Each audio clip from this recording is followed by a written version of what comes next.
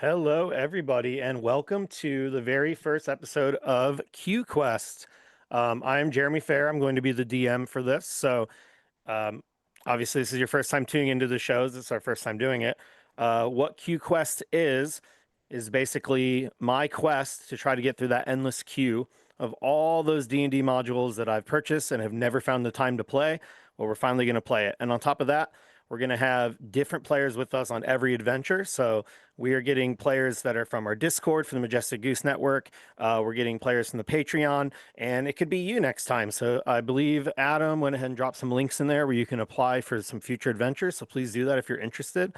But yeah, let's go ahead and get this started. This first time, we're going to be playing through Ghost of the Saltmarsh, and we're doing the very, very first adventure in that book. So this is the Sinister Secret of Saltmarsh. So I'll have my players come around and introduce themselves, and then we will get this adventure rolling. Let's go ahead and just start off with Jorundu. Hi, I'm Jurundu. You may remember me from such podcasts as Roll for Weird and the other ones. Um, am I introducing my character now, or are we doing that Yeah, separately? you can go ahead and introduce your character. Just kind of tell us what you're playing, the name, class, species, all that stuff. Cool. Tonight I'm going to be playing a Black Dragonborn monk named How He Does It. How he does it, nobody knows. All right, we'll go to Sash. Yeah, so I'm Sash, man.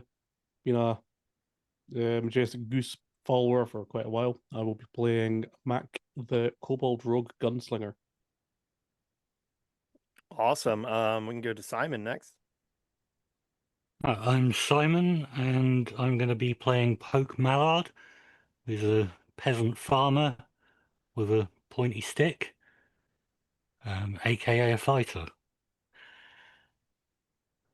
Awesome. And then, yeah, we can go ahead and move on and go to Paul. Hey, I'm Paul. Y'all may have heard of me listening to such podcasts as Eclipse, Roll for Weird, and Halfway to Heroes. Never been on it, but I listened to them. I am playing a human that appears to be a monk. Awesome. Hmm. So we are in this very first adventure, and we find ourselves here in Saltmarsh. So we are starting. Normally, this adventure, I believe, begins with level 2 characters. Or I'm sorry, level 1 characters. I went ahead and told everyone to start at level 2. That way, we can actually have a show for you, and not have someone just like slip on some grease or whatever and fall down a hill and die. Not saying that that won't happen, but they'll have to do it at least twice, before they just perma die or get critted on by some rats or something. So, we are going to go ahead and just get started out. So you're all in Saltmarsh, and first of all, none of you in this party know each other, do you? Or none of you are like friends or coworkers or anything prior to this? I No. don't think so. know. No. Awesome. So you are all currently at the guild hall. You're at the council guild hall, which is right in the basically the center of Saltmarsh. So for our viewers looking right there in the center of the map, there is that council guild hall. I've denoted where they're at with this little fish icon. And you have all taken up a quest where you are being offered 25 gold each, which is a lot. That is months of labor for a normal average person, especially in Saltmarsh. Like a regular fisherman can make that in, make like a gold in a week or something. So this is some big money, assuming you survive. And you are all at this council hall because some people have gone missing. Unfortunately, there was this young girl in town. She was only 9 years old, and her name was Ellie. And she just disappeared one day. Now, these kind of things happen. It doesn't mean it's okay that it happens, but every now and then people go missing. This area is known to have all sorts of beasts that roam in the woods. There is a lizard folk tribe nearby that can be quite dangerous. And there are pirates who are known to sometimes also be slavers and things like that. So even though it's not by any means common, it's also not unheard of for people to disappear. And Elliot had not been seen for about 3 or 4 days. The city guard in Saltmarsh was looking for her. This was like the talk of the town, mainly because Ellie is the daughter of one of the richest noblemen in the entire town. There's a man named Henrik Lassiter. He is not only a wealthy nobleman that owns a lot of not a lot, but a couple fishing ships, employs a good couple dozen people fishing, but he's also one of the 6 council members that run Saltmarsh and have been elected to run this town. And so when his daughter has gone missing, he really made sure the guard was out there looking for her. And after a couple days, the guard gave up, despite the fact that he basically turned out his pockets, offering extra coin for them to look a little bit harder. There was just no evidence. Nothing came up. They had no idea what happened to her. And then some other kids in town came up. One kid came and basically told them they actually all had planned to go visit this no, literal haunted house, a known abandoned mansion that is known to be haunted a couple miles outside of the town. And basically all the kids chickened out, all the kids except for this brave 9-year-old girl, Ellie. And they can only imagine she must have actually went there, and none of the other kids met her there. And she had not been seen since. Obviously, Nobleman Lassiter is very upset about this, and the guard kind of said there's not much they can do. No one in the town ever goes near this haunted mansion because it's very dangerous. Like, it is well known to be a place you just do not go. There's actually rumors that anyone that spend any decent amount of time in the town knows that there was apparently like an alchemist there a couple decades ago who was trying to achieve lichhood and ended up killing himself, and this haunted house could be, as far as everyone knows, filled with all manner of horrors, and it's just something people stay away from. Even people walking past it on the road take like a wide breath off the road to stay away because of how dangerous it is. But the nobleman was not, he was not satisfied. Obviously, he's not okay with his daughter just going missing, especially if they have a clue to where she might have gone. So he actually offered some good money, got together a half dozen or so men from the town, and they all went took it upon themselves to go there, including the nobleman himself, to go find her. It's been another 4 days, and none of them have returned either. So now there's a quest put up by the council themselves, offering 20 gold each to basically go and explore this haunted mansion and try to figure out what happened, and hopefully find the nobleman and Ellie and the other men that went to go look. So you all currently find yourself in this council hall, and I think the 4 of you have been sitting here. I don't know if you've had any small talk or been chatting with each other, but it's probably quite an odd bunch. I mean, we have 2 humans, a lizard folk, and a kobold. I'm sorry, 2 humans, a dragonborn, and a kobold sitting here. And after a couple of minutes, the door will open, this kind of door to the main council room, and you'll see this woman appear. She is kind of old. She probably looks to maybe her late 60s or so, and she has white hair, a sort of short cropped hairdo there, and she's actually smoking a pipe. Her name is Ida Oland, and anyone who has been in the town for any decent manner of time amount of time knows that Ida is one of the richest women in the town. She actually owns a good 24 fishing ships, and many of the fishermen here are employed by Ida herself. She will look at all of you, kind of smoking on her pipe, and she'll say, "Oh, I should have guessed it would only be 4 of you. Well, no worries. How about you all come in here? We'd like to discuss something with you before we send you out on this quest. It's best that we get you prepared so you don't, blow yourselves up prematurely." And she's going to have you all, kind of gesture for you all to enter the main council room where the rest of the remaining council members are currently sitting.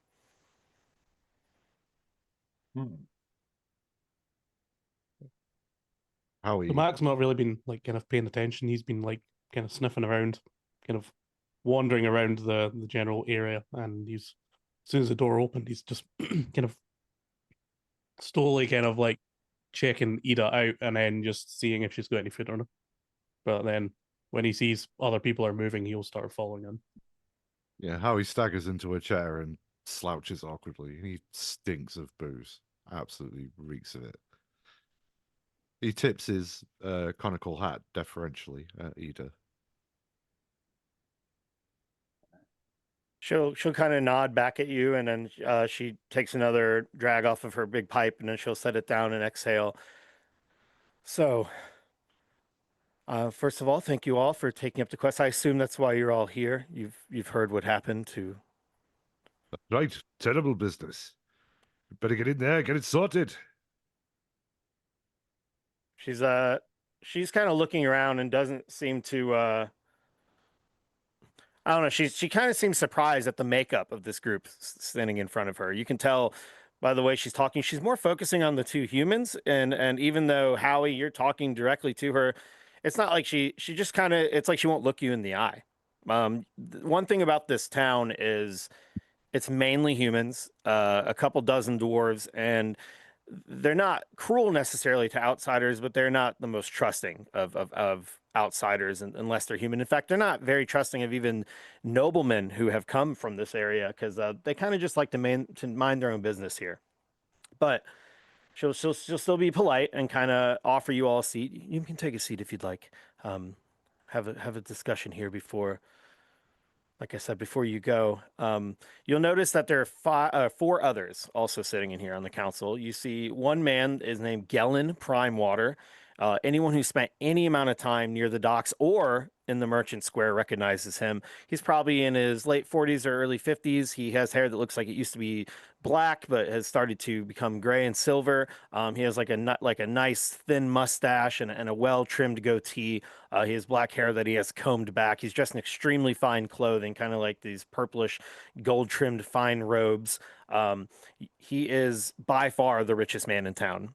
Anyone that's ever been here knows him because not only is he known as kind of this arrogant rich dandy, but he's also I don't know if I don't know if the right word is to say that he is I don't know. He likes to throw his money around, but not necessarily to be kind. It's like he throws his money around to let you Literally. know, just for fun, to let you know, So- like he is rich and he is this person who's achieved all this thing. That being said, he throws these feasts and these festivals, but they're not they're not the Saltmarsh festival. They are the Prime Water festival. They're the Prime Water feast. All of these things he does are based on his name. So Gellin Primewater is sitting there, and he has this monocle in his eye, in his left eye, and he just kind of nods at you all. You see another man who's by far the youngest here, Anders Solmar. He has probably not as recognizable as the rest. His mother might have been. She actually passed away in the last year or so, and he's inherited quite a large fortune.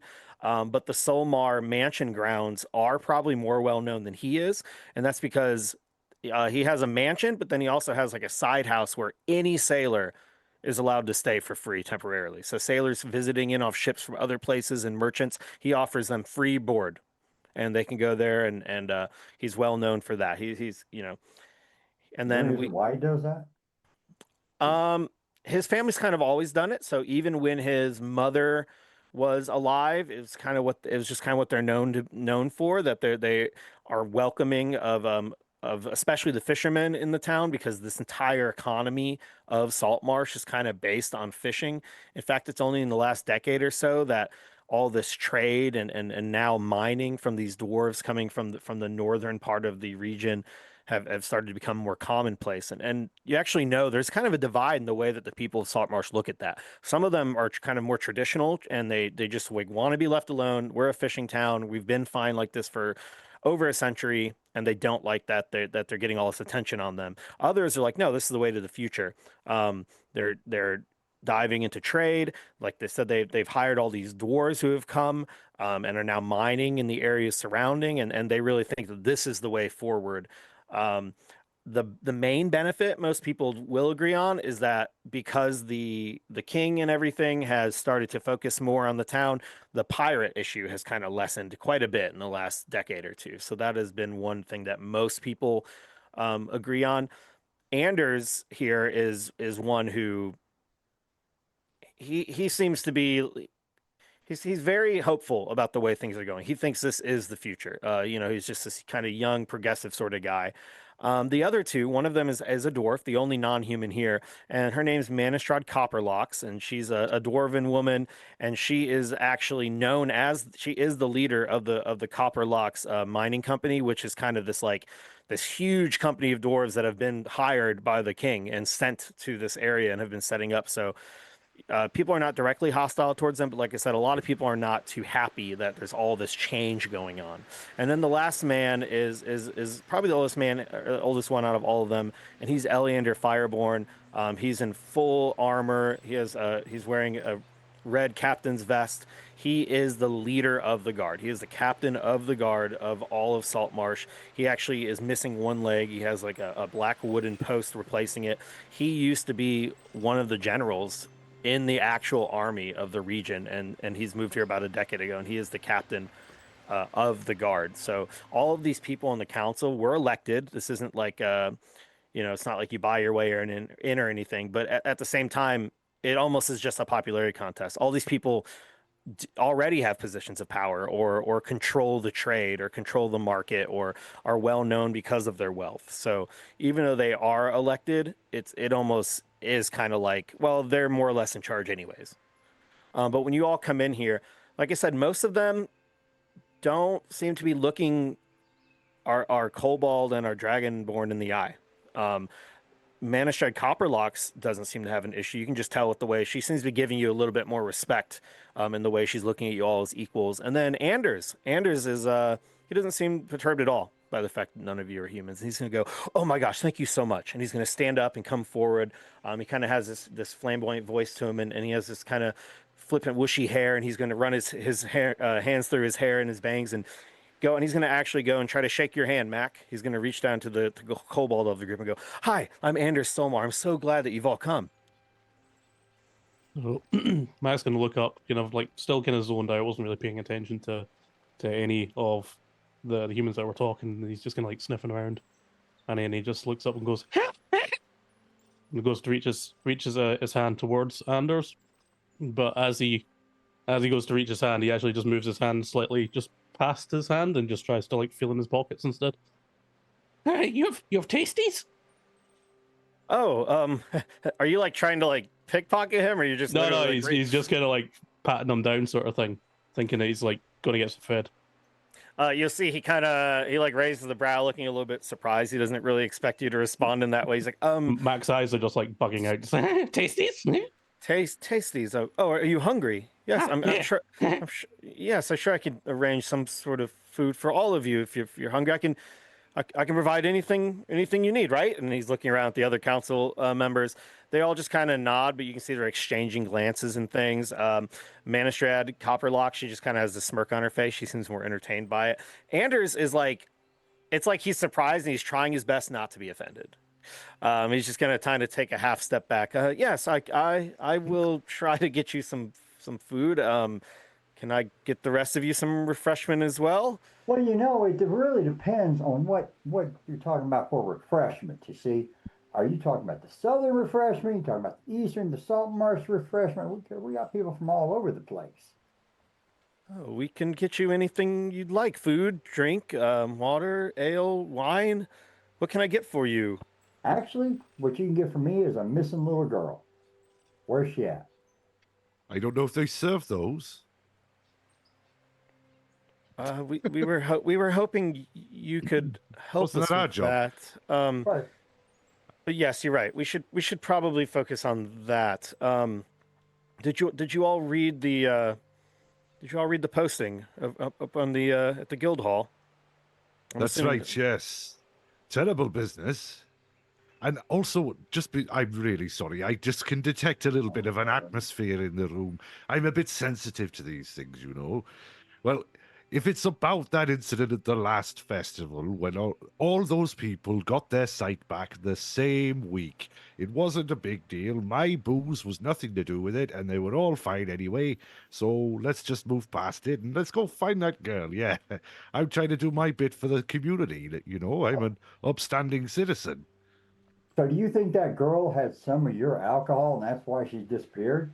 Well, I mean, if she had gone blind, then maybe she might have wandered into the marsh, but I don't see how that could have happened because nobody's ever gone blind from drinking my hooch, and even if they had, they got their sight back that same week. Sounds like you got it down. I perfected my recipe over generations, so I have. It's fine stuff. All those turnips, you mash them up real nice, and then. Well, it's neither here nor there. That's a discussion for another time. There's a missing girl in a haunted house, I believe, is Yeah. there? That's right. Eleander Fireborn will stand up. He's the captain of the guard. He's going to stand up, and you can actually hear the clanking of his wooden leg on the nice mahogany floor in here. And he said, "No, no, no. It has nothing to do with any heavy drink. Well, I guess we better tell him what we know. After all, we are trusting you all to try to find them." He's going to glance, and you'll notice there are the 5 chairs. Now this one's empty, of course, because Eleander stood up. But there's one other one around this table that is empty, and he'll point to it. Yes, our nobleman Lassiter. He and his daughter have been missing for some time now. I suppose we should fill you in on the details. Surely you know of that accursed mansion, that haunted mansion down a few miles from here, about halfway to the mines. Well, some kids claim that's where Ellie, his daughter, was headed to. The rest of them, well, they had some sort of bet going, and she's the only one that actually showed up. I don't know why these kids try to run into trouble. There's enough danger going on around these parts. He's like kind of angry. He seems like looking like he's just annoyed that this is even happening. But if you're all willing to help, I can't spare any more of my men. 2 of my own guard already went with the councilmen, and well, we don't have too many to spare around here. Between the Marines and the guard, there's a lot. We have our hands full. So if you think you're up for it, the council here has agreed, and he'll kind of look around at everyone who's just kind of nodding. We agreed to pay you quite a pretty penny if you think you can make it back with some information. 20 gold for each of you. And like Anders here said, and all the food and drink that you could possibly want. And he'll kind of just nod at Mac. Yeah, I'm in. Let's go. Okay. So speaking of hands full, where exactly is the kobold's hands right now? I was gonna pat In down your Anders, pockets? but then Anders kind of stepped away, so Mac's just kind of like, just kind of like swinging around his hand crossbow, and he's keeping his like pistol in his pocket, in his holster, sort of thing. Excitable little fella, So- isn't he? Yeah. Poke's gonna give Mac a turnip. Oh, tasties. So Mac's gonna like take it. I don't know. Mac's like I don't know, like kobolds are maybe like 3'5" or something. So Yeah. I don't know. Poke's like maybe like 6 foot. So he's like up to about your kind of like hip at most. And he just kind of takes it, and it's like, like this turnip's probably like what the size of Mac's head, and he's just like, and he just kind of sits down like cross-legged on the floor beside Poke, and just like not really paying attention, just like starts munching away. Gallon. Don't normally eat them raw, but Yeah, it's tasty. oh, you do what you do. Yeah. You can tell Gallon has this. He's the one with the monocle. He's the by far the richest man in the town. He just kind of has this smirk on his face, like kind certainly looking down on Mac and just finding it to be quite hilarious. Who is this ghastly man?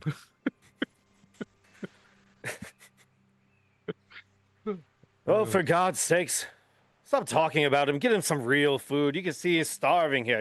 You don't have to eat turnips off of the floor. Someone get these men a sandwich or something, or some steaks. I mean, good God. Steak. Yes, this is ridiculous. Where's Basically, the first thing that he's Max actually paid attention to from like all the 5 of the 4 of the council members is just steak. he's gonna look at Anders. Anders, go tell Pennyman to go get him some meat. You're making me sick watching him eat these things. A raw turnip like this. This is ridiculous. And Gallon's going to look, gentlemen. This is quite simple. We will give you all the food and drink you require, and simply go and try to find our dear councilman and return with he and his daughters and the other men. And when you do, we'll give you your gold, and we'll give you all the food and drink you could possibly wish for. Honestly, I'll give you a job if you want to. This is ridiculous. And he's gonna look at Eleander. I don't understand why you, Eleander, haven't sent half the guard out yourself. Why are you relying on these random adventurers and And Questers, you can tell, look at him. How can we trust these gentlemen? He's just starving. He'll do anything for some gold. I mean, look at the way he's eating this turnip. How do I know that the four of you are actually up to this task? Esteemed sir, let my colleague explain. I think he's got some idea that might convince you. Well, I just say it's like this. You don't know us, we don't know you, therefore you have to assume we can do what we say we can do because we haven't proven any other way to you, right? All we got to do. But I did have a question. Anders Solmar is there still, right? Anders is still there. Like I said, he seems the most hopeful. Of all of them, he seems the one that's truly happy you're all here ready to help. Yeah, I want to go talk to him because I want to find out, because you say that he has a lot of the sailors stay for free, right? He does, yeah. So I want to kind of go and ask him about the sailors that are there, if any of them had seen anything else about the haunted house, with the comings and goings of all the different people from the different sailors. Maybe somebody has said something to him.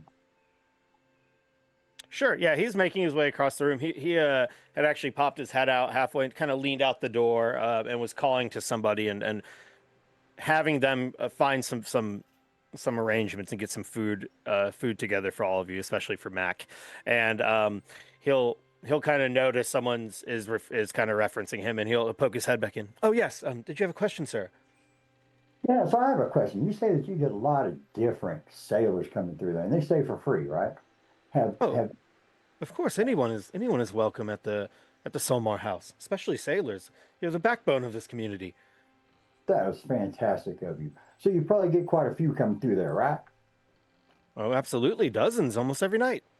Yeah, so if anybody has said anything else about this haunted house, anything where they can really lend credence to what it is, if it's actually a ghost infestation or if it's maybe just somebody living there scaring people away? Well, not exactly. Most of those who stay with me, well, most of them aren't really from here. They come and go. They're merchants and fishermen, but I mean, anyone who's been in Saltmarsh for any amount of time knows of the haunted house. It's the thing of horrors. It's. I mean, I used to think it was just for children's stories and the boogeyman and all that, but no, it's truly haunted as far as I've heard. I mean, even Eleander won't send our guard there because of the stories. People have disappeared.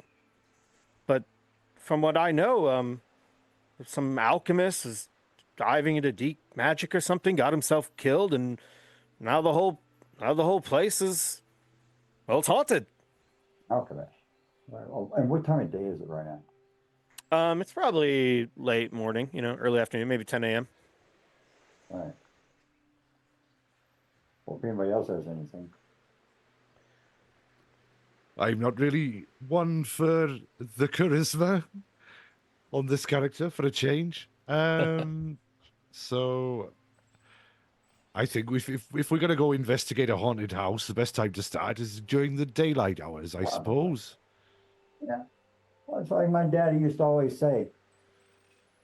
I have no idea where I was going with that, guys. I'm sorry. I just lost it. Just insert something here.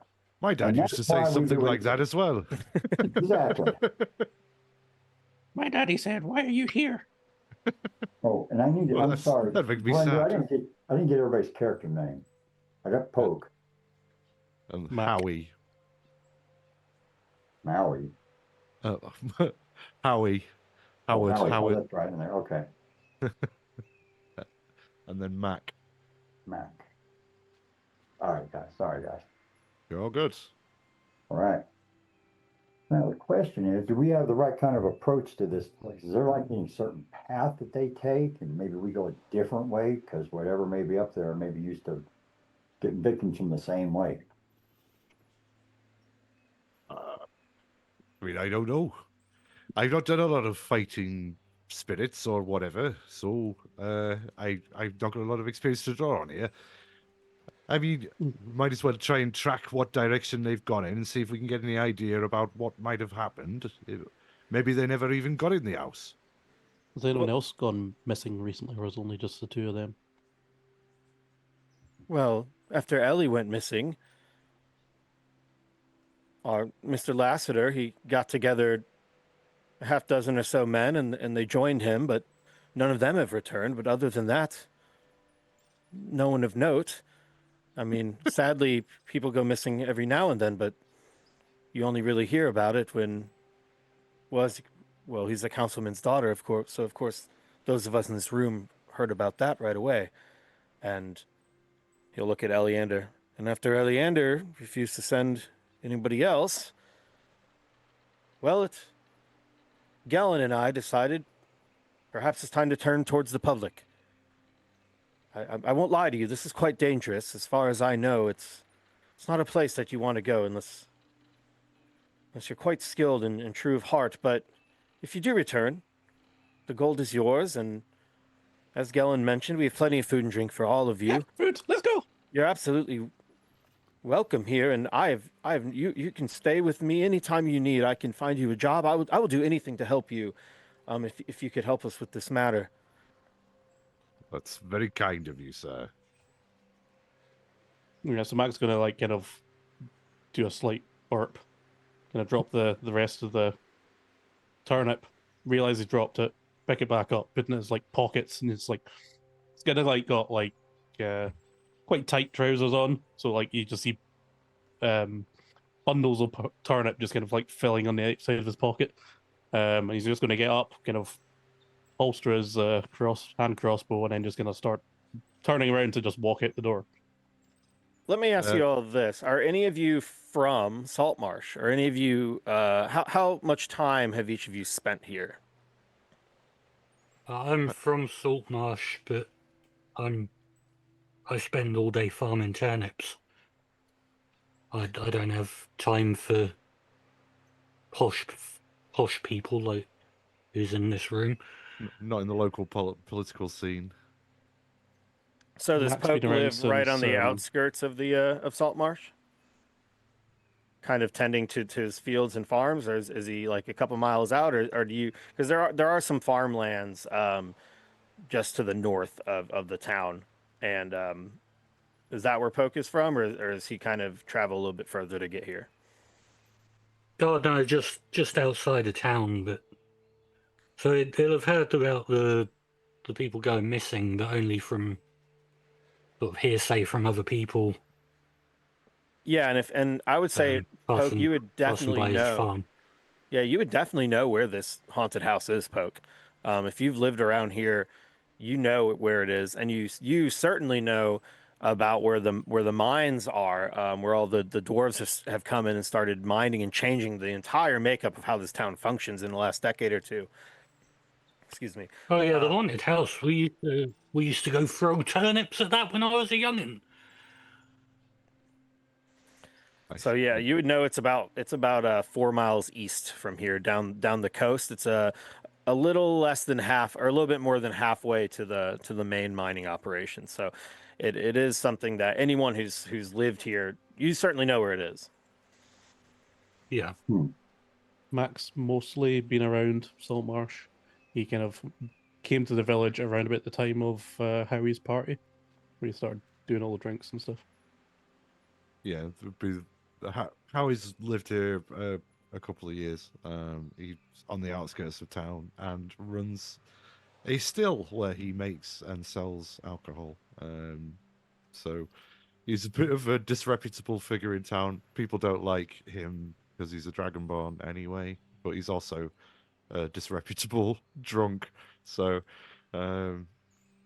he probably does know about the haunted house, but has had absolutely zero reason to go anywhere near it. So, Have you lived here for years? Like since everything started to change in the last couple of years? Yeah, so probably since the dwarves have arrived and things have opened up a little bit, Howie's drifted in from outside, having probably disgraced himself in his previous locale to the point where he's no longer welcome. He's rocked up here and set up a still.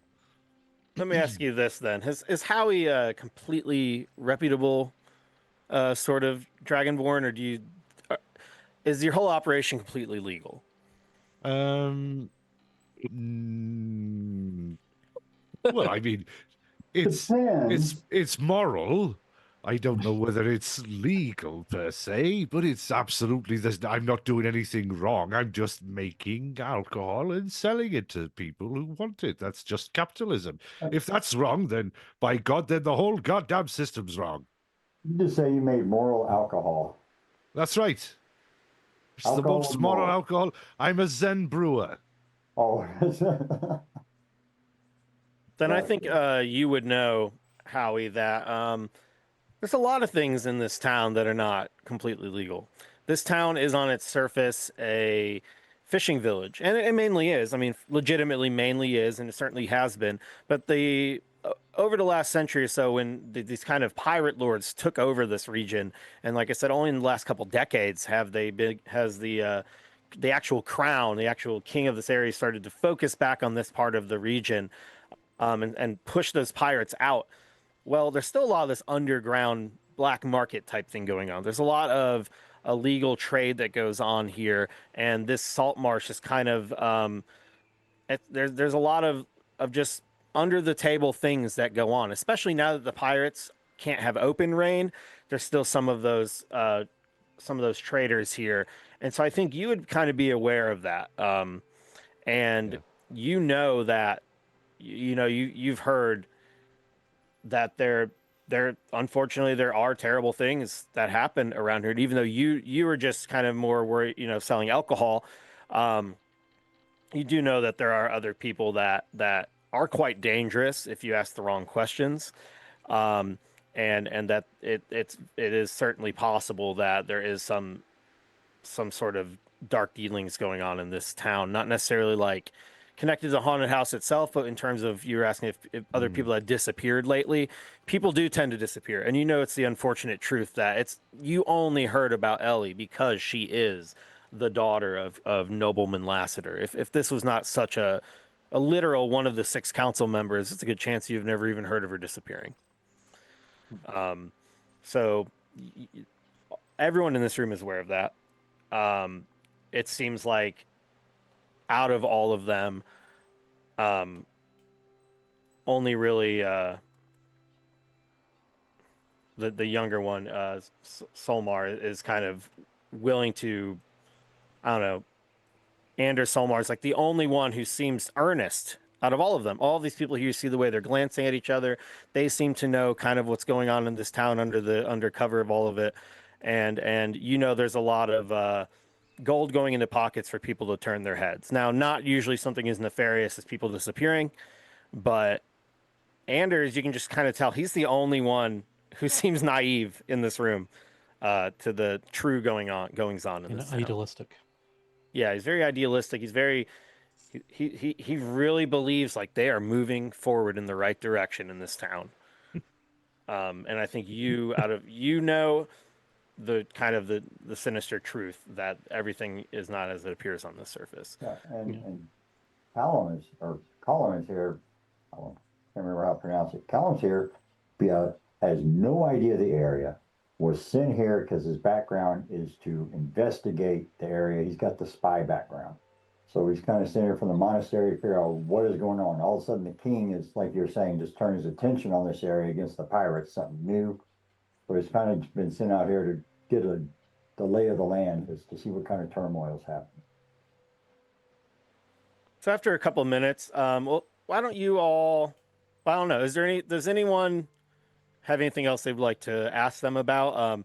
And there'll be a knock at the door, and Anders will poke his head back out, and they have come with the supplies. There is the smell of cooked meat entering the room, and you can tell that they have bottles of wine and some pouches of water and everything ready to go. But if there's anything else you'd like to ask the council before you leave, Anders kind of like, oh, all the victuals are here.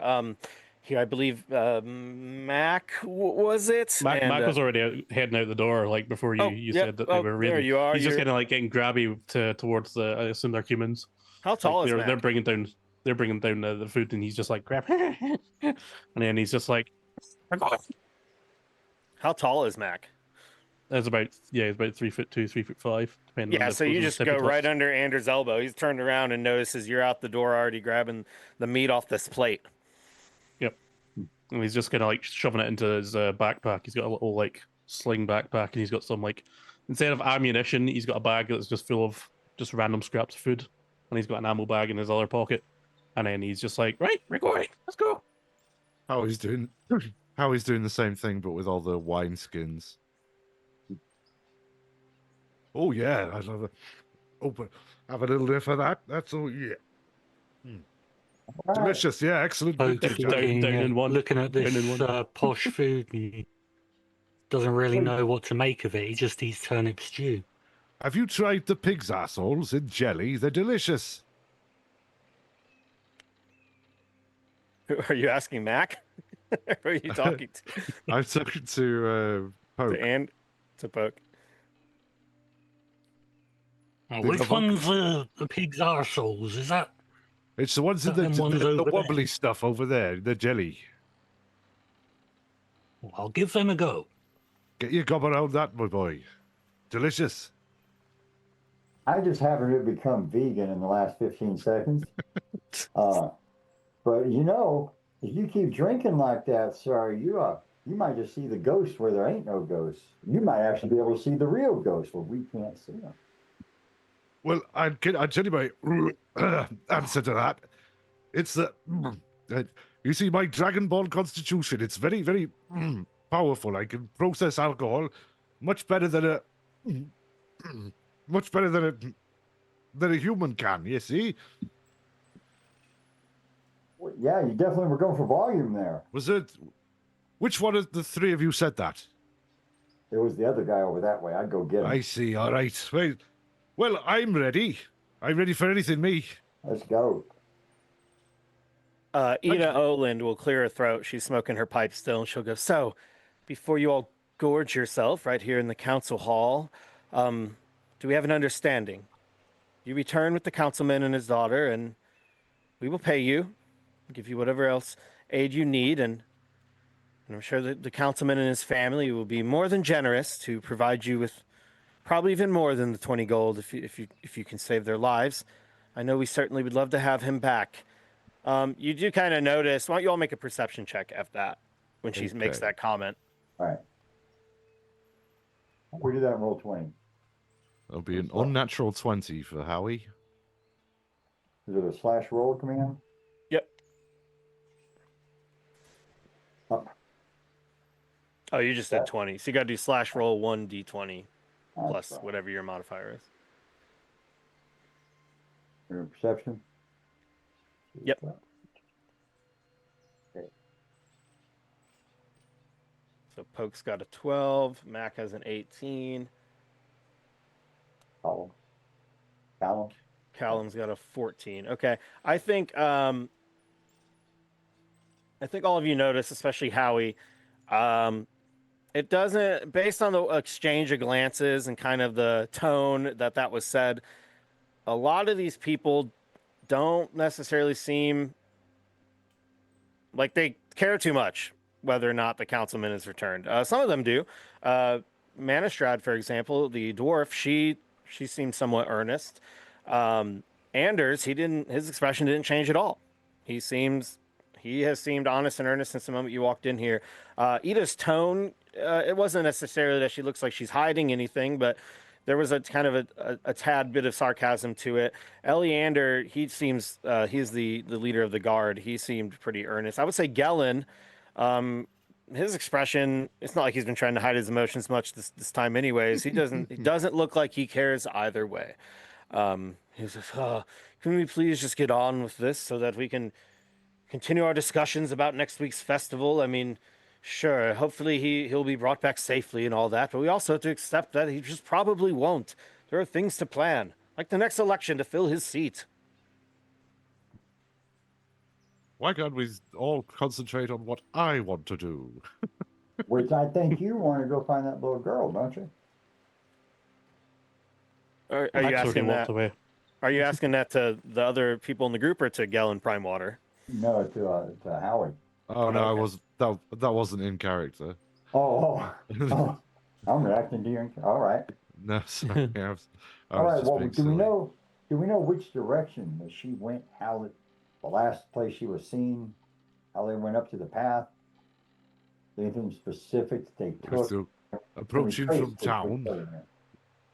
So Well, Ida will say, yes, the haunted house. It's east down the main road, along the cliffside, right there along the seaside, and you can't miss it. It's this large, decrepit-looking thing up on the side of the cliff. I'm sure.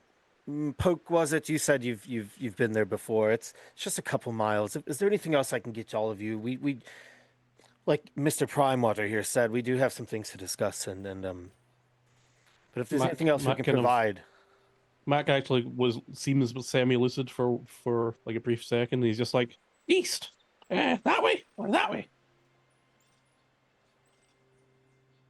Well, we want to go up that way, and then you take a right, and then you take a left, and then you go straight on for a bit. It's all right. I'll show you the way. As soon as you said more than like one sentence, it wasn't this way or this way. Mac just kind of like blanks out and again. It's just like, come on, Mac. We're gonna follow the turnip, man. all right. All right. Well, best of luck to you then. And Galen will then turn, and it's almost like as you're all, Anders will start to kind of gesture you all out of the room, and it's before the doors even shut. They're like, you can hear the people inside moving on with business, just moving on and starting to discuss things that don't seem necessarily related to the disappearance of Councilman Lassiter.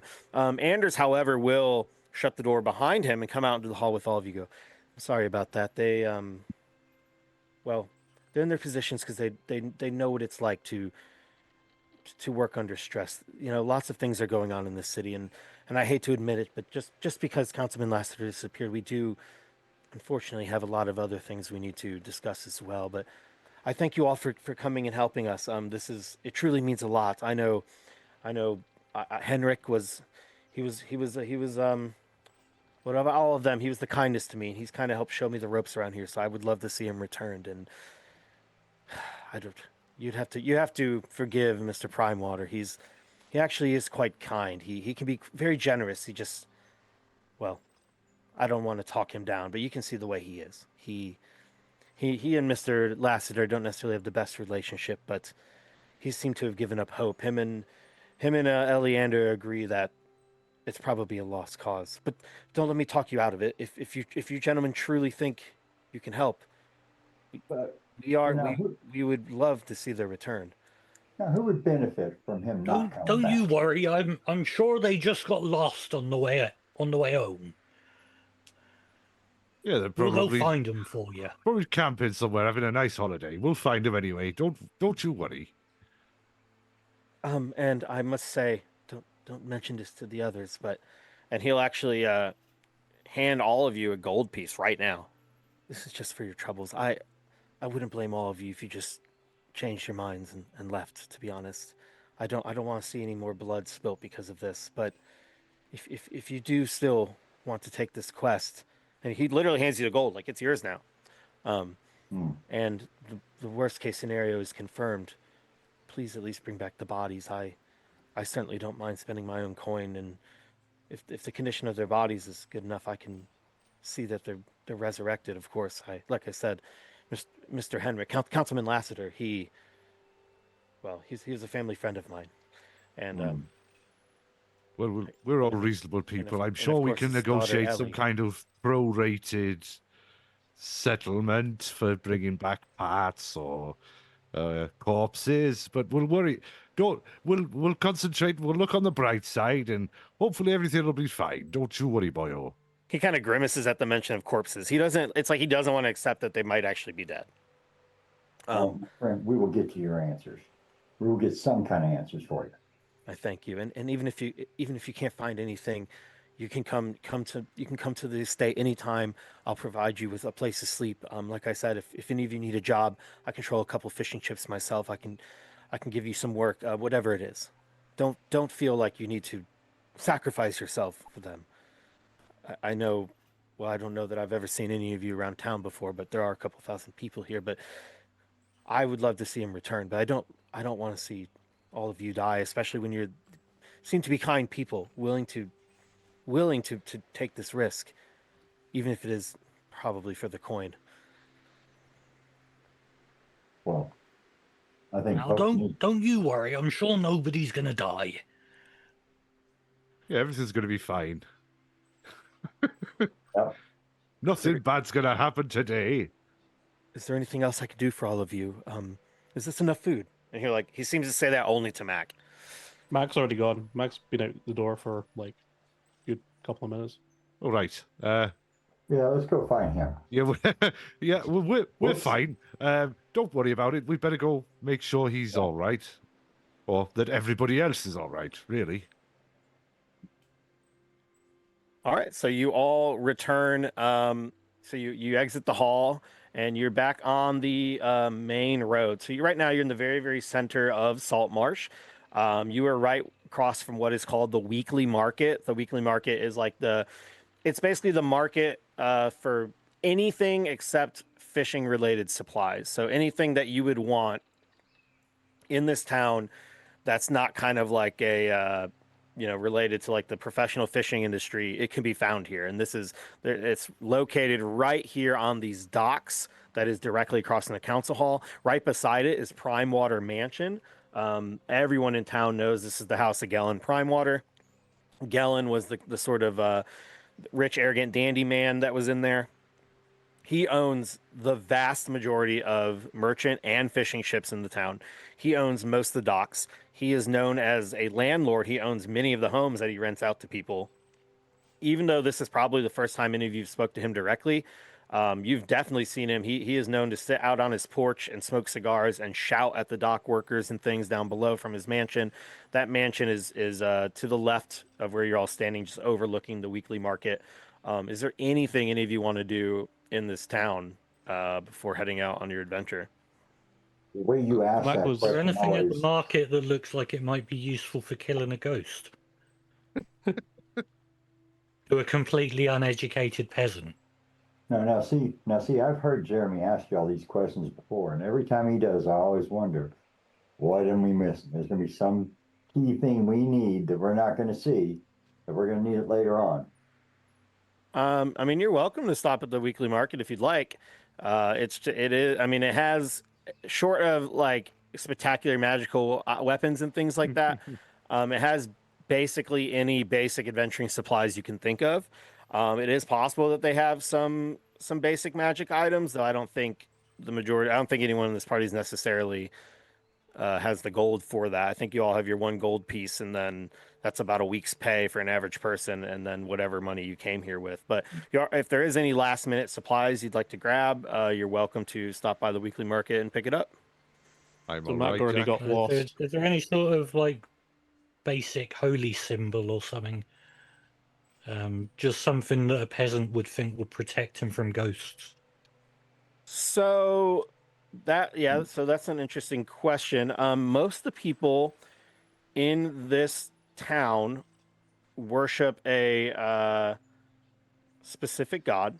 So most of them worship a god of the sea, and it's because the majority of them are sailors and fishermen. There is actually sorry, I'm just trying to find it on here. Yeah, there's actually a temple in the town to Procon, the god of Procon, and Procon is a god of the sea, and a lot of people in here are very superstitious, and they will make sacrifices, be it expensive liquor, or money, or blood, or food, to the sea in the name of Procon to protect their travels. As I'm sure many of you are aware, in the world of Dungeons and Dragons, the gods are very real. And Procon is kind of like this tempest spirit. He's not evil, he's not good, he's a very neutral spirit. And just like the sea itself, can be chaotic, but protects those who respect him and punishes those who don't. There are many symbols to Procon that you can buy here, many necklaces and charms and things like that. The vast majority of people in town worship Procon, or at the very least, even if they're not completely devout, it would be kind of like their throwaway religion. Like, yeah, we worship Procon, of course, I guess, but even if they're more agnostic or whatever, like Procon is definitely the number one symbol you see here. But there are all sorts of there's some symbols of Tyr and things like that. There's a lot of different symbols, but most of them are to Procon. Is that Well, Procon sounds good. I'm going to chuck my gold piece in the sea as a sacrifice, along with a turnip. Wow, that's pretty good. You just threw a week's worth of gold in there. That's a lot of money. Okay, so you Bloody walk up hell. right to the sea here, right on the edge, and yeah, you toss it in there. Are you just making kind of a silent prayer to yourself, or do you have a specific request for this god of Procon?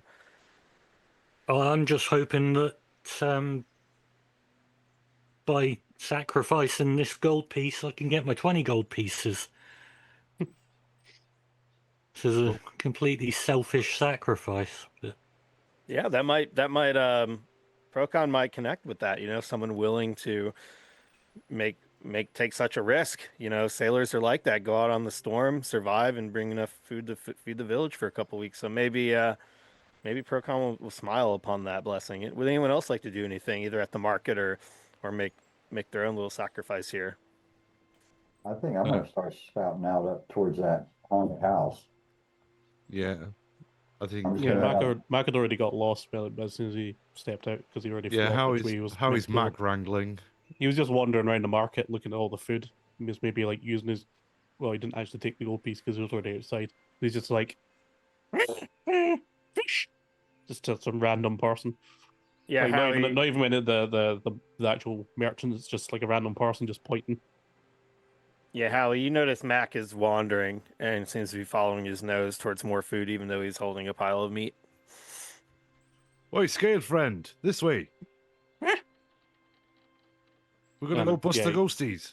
What about you, Callum? Are you trying to, after Poke kind of makes a sacrifice, are you all just gonna group back up and head to the main road and then make your way out? Or are you all just like walking, like not even waiting for each other? I was just going to head out and try to see if there's anything standing out, kind of like observing. Like I said, I'm supposed to be there to see what's happening.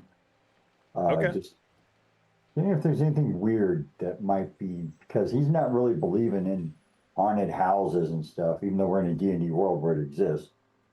He's thinking it's something probably more practical, so he's kind of watching things. Okay. So yeah, if you all want to head out of the town, in order to get out of this town, so everything. First of all, I'll say everything in Saltmarsh right now is happening business as usual. There are people selling at the market. There are ships that are unloading, while others are loading supplies that's about to be exported. There's imports coming in. There are all sorts of shouts and things. The smell of food, the smell of smoke, things everywhere. Everything just seems business as usual. The city is moving on. The vast majority of people here don't even know what has happened to Ellie or her father or any of the other people. This city is quite large as far as seaside towns go, especially these days. There are thousands of people in the city, like 20,000 people that live here. This is a quite bustling seaside village. Um, and you just simply head up to the. Sorry, I keep saying north, but I forget. Oh, it is north. I forgot I got the good map this turned. The other map it gave me was like, I don't know, it was like east was up and all this stuff. It was very confusing. But if you head north and then head west across the Sharkfin Bridge and then north again, it'll take you right out the main gate. And once you get to the main road, if you just travel east along the edge of the Azure Sea and the Azure coast, about an hour and a half walk, depending on how quickly you move. You should be able to get to that to this haunted mansion. And Poke, you know exactly where it was. Like you said, this is something people know about, and it's been kids, adults seem to know like it's not worth going in there and risking themselves for nothing, whereas the kids, it's kind of like you said, you went through, you're throwing turnips at it. This is kind of like a thing. People are like, oh, go up and touch the door. Oh, I bet you won't go inside. I bet you won't camp inside the gate, that kind of thing. Like, it's like this local legend. But people have disappeared there. It is, it's not a secret that it truly is dangerous. There's no Uh, like notice boards as we're going along, like missing people, like for like picking a peasant's class rather than obviously this guy's a noble, isn't he? So there's no like it's not like one of these walls where there's like loads of people have gone missing recently and there's loads of people's like photos on the wall. Not really. There are a couple Yeah. places in town where quests are commonly posted. So at the market is one of those places, which could, and there's also at the Mariners Guild Hall, which is on the other side of town by the Solomar House. There's often things posted there. Um, but yeah, this one, most of the time when people disappear, it's just kind of like a shake your head, oh, such a sad thing. But this one has been Yeah. like an official, paid quest by the council themselves, and then 20 gold per person is kind of a higher mark as well. So this one is posted, but you've all already responded to it. You don't see any other mentions of disappearings or Yeah, so anything. it's not as if this seems to be like a super common thing where it's just happened, where loads of people have gone missing recently. Is basically what I'm trying to get. Nothing like that. No, people have gone missing before, but no, it's not like there's just dozens of people disappearing lately or something like that. Yep. All right. So Mako kind of heard the dragonborn saying we're going this way, and just gonna like kind of sneak in between them. All right, so if there's nothing else you'd like to do in the town of Saltmarsh, then you can go ahead and make your way towards the front gate. If you head across the the shark fin bridge, there's a couple more shops on the other side, oddities. These are kind of more like, I mean, they're shops and everything, but they're like, it's as if you're walking through the non-touristy part of town, if that makes sense. I mean, it's not like this is a tourist destination, but this is like, the locals shop here. Whereas the market's kind of like people visiting Saltmarsh know to go to the market to get all the stuff. You walk across the bridge. This is where kind of the more permanent, practical shops are for people to buy things like furniture, shoes, basic clothing, things like that. You cross the Shark Fin Bridge, and you can head north towards the city gate. This will bring you straight past the barracks and the jail where the guard is, or the head of the guard. This is normally where you can find Eleander Fireborn, and this is like where the dungeons are for people who are arrested. I don't know if maybe Howie spent a few nights there drunk or something. I'm not sure. Elander didn't seem to notice him or recognize him, but yeah, you can walk out, half a mile or so, and you're at the front gate, and you're on that main road. I'm sorry to interrupt. So do we need horses or a cart or something? Are we talking about going like a long ways away, or are we talking 4 about miles. It's about 4. It's about 4 miles. Yeah. Yeah, so about an we should hour. ask them for a cart or something. I could quite happily walk 4 miles. Be about an hour. I don't know with as much as you. I know with as much as you drank, you might be walking around in circles for a while. Well, I mean, everybody else it's 4 miles. For me, it's 8. But I've got 40-foot of movement, walking speed, so it all evens out in the end. Oh, do you have on your farm? Do you own any horses or a wagon or anything for transporting your turnips, or a donkey, anything like that, or even Howie? Do you sell your liquor in that way as a cart, like you're the salesman, or is it kind of a bigger operation? I've got a boat. I've got a rowing boat. I don't tend to do things overland so much. Most of my clientele are sailors, you see. I got some barrels over at the farm. We could put them in a barrel, roll him. I mean, Mac? if we find some bodies, that'll do. And I don't want to mussy up my good clothing. And his clothing, his robes are filthy and covered in like stains from. That's your good clothing. Yeah, these are. I put my Sunday best on. We were going to go talk to the city council. I thought I'd best look smart. If I'm going to have to handle a corpse, I'm going to put him in a barrel. I think that's a good idea. I wonder how flammable your clothes are. Much alcohol you spilled on it. Well, it's a good thing I'm not a red dragonborn. I'll tell you that. That would be funny. What wears robes and goes woof? I don't know. What wears robes and goes wolf? A red dragonborn drunken monk. Well, that would do it, wouldn't it? Oof. Woof. That's right. He gets it. Oof. What are we talking And then, about like- again? Rescuing a girl, was it? 5 minutes later, Max just goes like it's just really slow. It just took him so long to like listen to what you were saying. Yeah, have a nip on this, Mac. And then Howie irresponsibly hands Mac a gourd. So how big is this sort of thing? It's probably Is it a two-hand job sort of thing? it'd definitely be a 2-hand job for Mac. Yeah, All right. Two what? a Two-hand job, 'cause a 2-hand affair. that's not much better. Mac's not really an alcohol person. He tends to eat more, obviously. So he kind of takes a drink of it, and he's just like, I call that one liquid bread. All Liquid the bread? nutrients a growing boy needs. not as good as steak or fish, but I like bread. Hey, They Tasties. look, eat out turnips too. Yeah. he's like a dustbin, this lad. Yeah, lots of tasties in bin. That's right. Well, to each his own. So, I will say if you do not have enough gold amongst you all to buy like a cart, and certainly not any sort of animal to pull the cart, but it is possible that along the road you might be passing by Poke's farm. So if that is something you feel like you need, and Poke has any supplies at the farm, you certainly could make a small detour and stop there on the way. Poke most likely lives just north of the city. Poke, do you live within the main city gate or outside the city gate? Outside the city gate. Yeah, so it probably just because the lay of the land, and in terms of being able to find flat land capable of farming, he likely has his farm right off this main road you'll all be traveling. So if at any point you do feel the need to stop there, you're welcome to.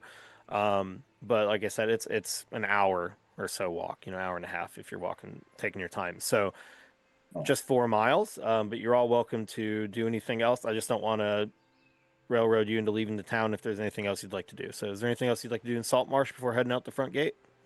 Not particularly. I'd like to buy some Bitcoin while I'm there. Well, you got a bit of coin. You got one each. Oh, there you go. I got a Okay. fantastic deal on these magic beans. Magic beans. I have to try them. I think we'll probably head on out, quit stalling as much as we have been. Yeah, we're good to go.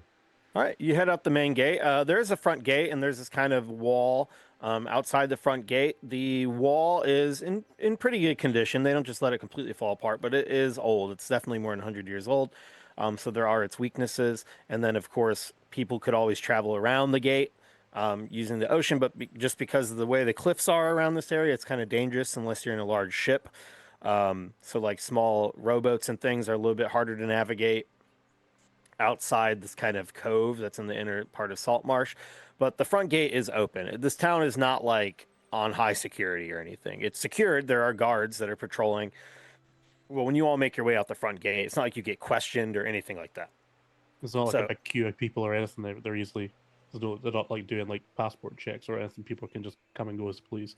Yeah, nothing like that. There's nothing going on. It's not the police state or something. But you do make it out the front, and you get glances at most. Like they don't even ask you your business, and you just walk right out, and you're on this main road. So you do know if you travel east, the further you travel, once you get kind of past the farmlands where Poke and a few other farmers have their lowlands, it does gradually become more elevated, and the higher you go, and the closer the road starts to pass near the sea, the Azure Sea.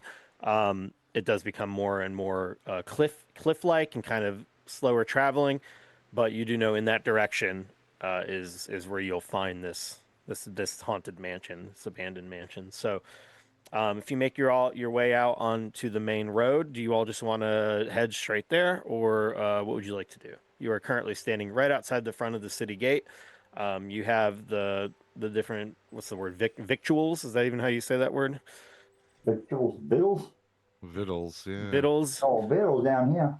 And you have all your things that you were provided by the council, and 3 of you have 1 gold in your pocket, while 1 of you don't, but has the blessings perhaps of a sea god. So, yeah, I mean, you're welcome to do whatever you'd like at this point. I'm assuming you just want to head east towards the haunted house, try to make it there before noon. Where's Yeah.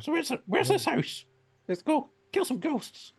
I think just keep. Should I just probably wanna keep- pick up a wheelbarrow or something at the farm on the way, just so we can carry whatever we need to back. That's some good thinking, Poke. We'll just stop Okay. off and get a wheelbarrow, and then on the way, it shouldn't be difficult to keep an eye out for the tracks, given that the councilman went there with 6 soldiers or something. So, like I know Callum was saying, it might not be something supernatural, and we'll keep any possibilities open. Something might have happened. They might never have even got in the house in the first place. So, Well, Just keep- while y'all do that, I think I'll scout on ahead That way, if there's something, that way they don't see a whole group of people coming up. I can be a little stealthy about it. Maybe Sure. make sure there ain't no ambushes or anything like that. Because, ghosts, come on, really? I think it's probably real people there doing something. There's a lot of shady characters in Saltmarsh, I'll tell you that for free. Yeah. So if y'all want to go and get the other stuff, I'll head up there and see if there's anything that they might be trying to surprise us. All right, sounds like a plan. So yeah, the mansion is about 4 miles down. This road is very well traveled. You can see that the road has first of all been widened in the last 3 years, even more. Not necessarily on purpose, but just naturally because there's so many wagons going back and forth down this path. Mainly because of the mining operations that have started. About 3 miles past your destination is where the main mines are. Now they've been finding veins of valuable minerals all along these kind of cliffs and mountains in the area, but the main operation that has brought this large contingent of dwarves to this area is 3 miles past where you're headed right now, past the haunted house. And so this road has been just from usage has been getting wider and wider and wider. And as you are traveling in that direction, Poke's farm is probably about a mile down, maybe a little bit less than a mile, and then just a little bit off the main road because of the large farm property. Did Uh-oh. Callum, did you want to, when they all turn off, were you going to just continue on and walk the other 3 miles alone, or did you just kind of want to wait on the road for them, or what was your plan there? Oh, I was going to go up there and see if, probably just go up a little ways away, see if, just kind of watch it from, probably be stealthy. I'm darting around, I guess, a little bit and just kind of go up there. It'll be probably slower than their walking speed. So probably get ahead of them and let them catch up. Okay. I don't think we'd be that far behind. Like, we're just gonna go get a wheelbarrow. But yeah, there's enough time to get ahead and scout a little. Yeah, What just about- make sure there's no pits sitting around or something. Yeah. What about you, Mac? Are you gonna which group are you gonna stay with? The stealthy group, or are you going to the turnip farm? Obviously to where the food is. Okay. So Mac, our gunslinger, You're going to be kobold. sorely disappointed. There ain't no turnips there. I don't know that yet. All right, so yeah, the three of you are going to turn down the main path to the turnip farm where Poke lives. Poke, obviously, it's your house and your farm, and you know everything about it. The rest of you will see this turnip farm. Poke, why don't you go ahead and describe it for me? What does this turnip farm look like? Well, it's got a couple of barrels of turnips, but a lot of sort of rotting plant material in a pile. Mac's already going straight to that and just going to town. It's like kimchi. I've got to say, I love what you've done with the place. So as we arrive, Poke's just going to explain. Well, we've had a bit of a bad crop here this last year. Oh, I'm sorry. to hear So that's why I decided to poke things other than me turnips with me stick here. Was that a euphemism? Never mind. I don't want to know the answer to that. Well, it's all about the forking, you see. Yeah, so I've heard. Mac's just like, can I keep this? It's just like bits of rotten food just gonna dropping out of his hand and stuff. Well, you Just like, you can I have feel this? free to have whatever you want out of that pile there. Yep. Just like starts putting more stuff into his pockets.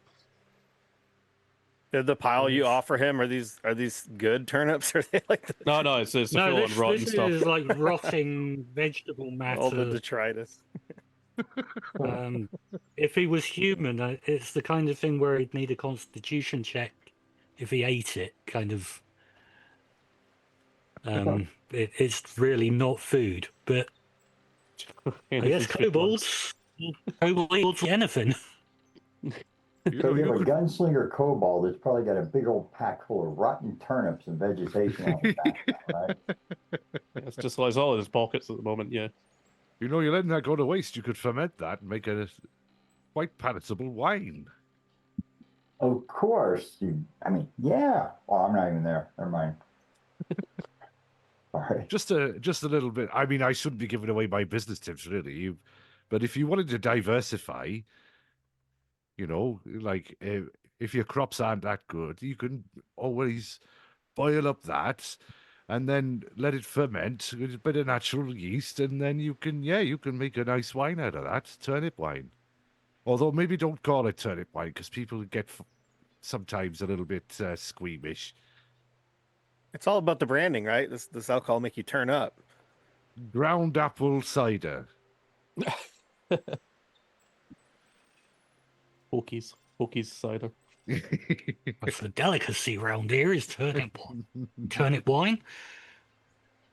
Delicious turnip wine. Well, like I said, you're missing a trick here. If you're just letting the kobold scrabble through it like it's so much rubbish, you could be making a bit of money yourself.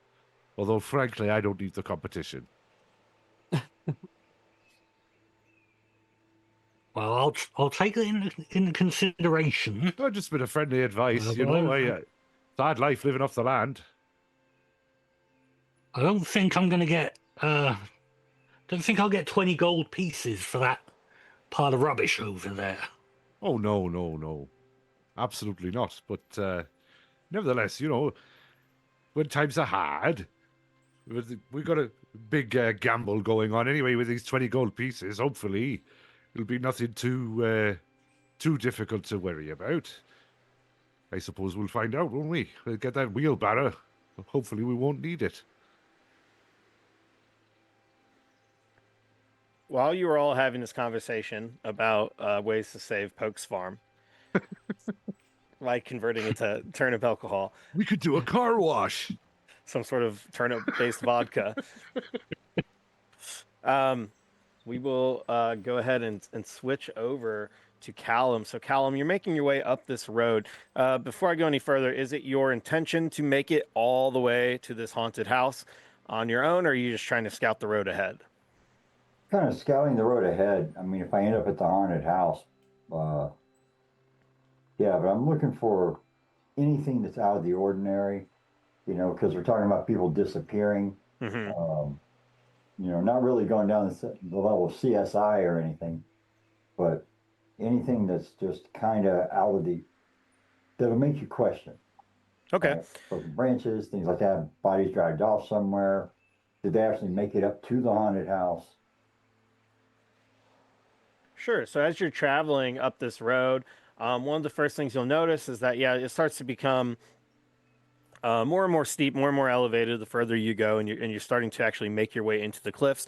I think maybe you travel a whole mile on your own. So if you're just walking and you're trying to be stealthy as well, it probably takes you a good 10 or 12 minutes if you're trying to be pretty stealthy about it. Mm-hmm. You don't notice any other people. You don't pass anybody on this pathway. You can definitely see where other wagons have traveled in the past, and you see the hoof marks, especially because the very stout horses that the dwarves tend to use to carry the mining supplies and of course the things they're mining out of the mines leave these really big hoof impressions in the dirt. But you don't notice anything out of the ordinary. I just want to kind of get a feel for, are you primarily looking just to see if there's just some sort of operation going on? Like if they're like you said, you seem to be thinking it's maybe not something supernatural and that there's just something more practical going on. Are your eyes more peeled towards the road, towards the water, towards the cliffs? Where's your mind at as you're searching? And then where are you hiding? Are you just staying on the main path but walking, or are you actively trying to hide along the cliffside or something, or did you even climb up off the main road as you're moving stealthily? Yeah, I kind of figured that I was going to look more from a top down. If I could get up towards the cliff areas, I don't know how tall they are, but and kind of watching the area, right?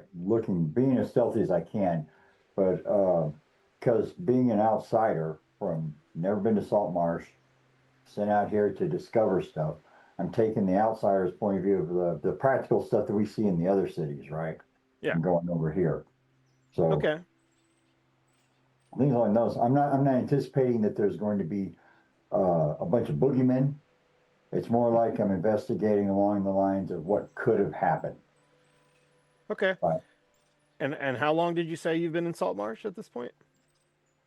Oh, 15 minutes? Oh, so you just arrived in town very recently. Right. I had just gotten into town to fulfill this spy mission or whatever, this mission that I'm on. And this was the first thing that took an interest, so I figured I could discover more about the area and what's going on. Okay. Yeah, so go ahead and make a stealth check for me. All righty? D&D does have dice sometimes. Yes. What? What? Only sometimes. You what, There's mate? flash roll. 1d20. Rolling, rolling, rolling. Keep D20 rolling. Nice. 22. Yeah, Uh, that'll do. So that is very stealthy. Yeah, you're able to stick to kind of the side. So I think the most stealthy place to move would be like actually hanging off the side of the road onto the cliff, which is over the edge of the sea. The problem with that is it's a pretty rocky cliffside, and if you were to slip, you're going to tumble down a good 40 or 50 feet into the water below. Yeah, I'm not that dedicated. So the other option is there's another elevated terrace on the other side of the road that's a little bit further away from the sea, and you could climb up on it and get a more elevated view of everything while also staying off the main road. Did you want to try to do that? Yeah, I go that route. Okay, cool. So go ahead and just make how about either a survival or an athletics, depending on how you can explain to me your expertise in climbing, or at least your attempt, if not expertise. Let's see, athletics, and I get acrobatics. Survival, no, they're about the same. Because I'm willing to let you use athletics, acrobatics, or survival, just depending on what your approach is like. Okay, we're going up the side of it, right? Yeah, so yeah, you would have to do a little bit of climbing. You could probably get maybe 30 or 40 feet up above the road. Now, you wouldn't have to climb all of that. You could climb up just maybe 12 feet, and then you can notice that once you get to the elevated portion, this kind of lip overlooking the road, you could walk up and see a little bit more from where you're at. I would probably try to parkour as much as I could. I know it's really thin areas, they're not really parkour area, but that kind of scurrying up the side of it. Okay. So, yeah, it'd probably be, honestly, it would probably be athletics more than acrobatics.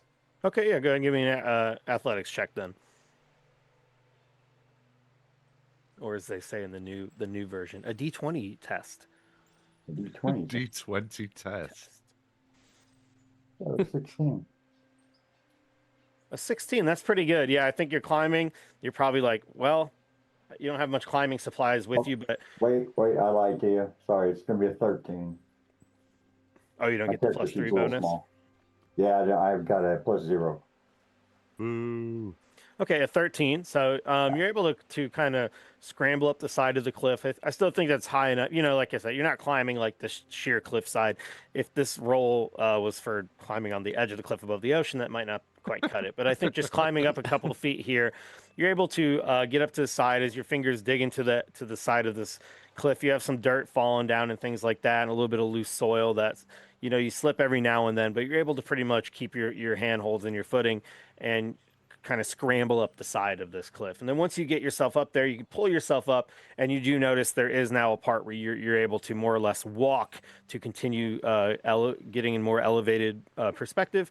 And I would say after maybe 2 or 3 minutes, you kind of get to the top where you're now looking down on the road from maybe 40 or so feet from above. So don't fall; it'll be still quite a tumble. But you can see pretty decently. You can see down the road. You can see part of the farm where the rest of them are at. You can't necessarily see them, but you can say like, oh yeah, that's the road they went down, and you can see now off in the distance a farmhouse that you assume belongs to Poke. You can definitely see way off in the distance at this point because you're about a mile and a half away. The very large town of Saltmarsh. You've been going uphill this entire time as you walk down the road, anyways, and they built Saltmarsh kind of in the lowest area, so you can definitely see Saltmarsh from here. And if you look the other direction, you also see that the road is going to eventually fork here in. It's kind of hard to necessarily judge the exact distance, but maybe in a mile or two, the road is going to split off. And You can just see that there's kind of two major paths. The main road itself continues onward, and then there's this kind of side path. And you're also getting quite a very good view of the sea itself. And I was gonna say all sorts of ships, but really you can see maybe 3 or 4 different very large ships, either coming or going, most of which seem to be aimed towards Saltmarsh. And I know you're new to the area, but that's not a very uncommon thing at all. Especially lately, there's always ships coming and going through Saltmarsh. You don't see anything strange. You haven't seen anyone else. Um, I don't even. It's hard to decide how much you might even know about this area. Let me ask you this: when you first came to Saltmarsh, did you come from?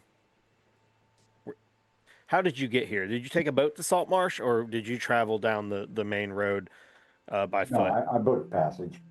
You took a boat passage, yeah. Yeah. So, yeah.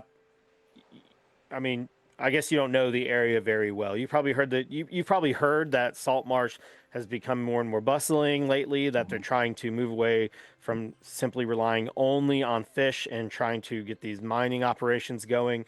The kingdom is kind of relying on that, especially now they found these veins of valuable minerals around here. There's even talk that maybe that somewhere deep in the mountains here is like electrum, possibly, and that's kind of where a lot of the kingdom wants to start focusing all of its resources.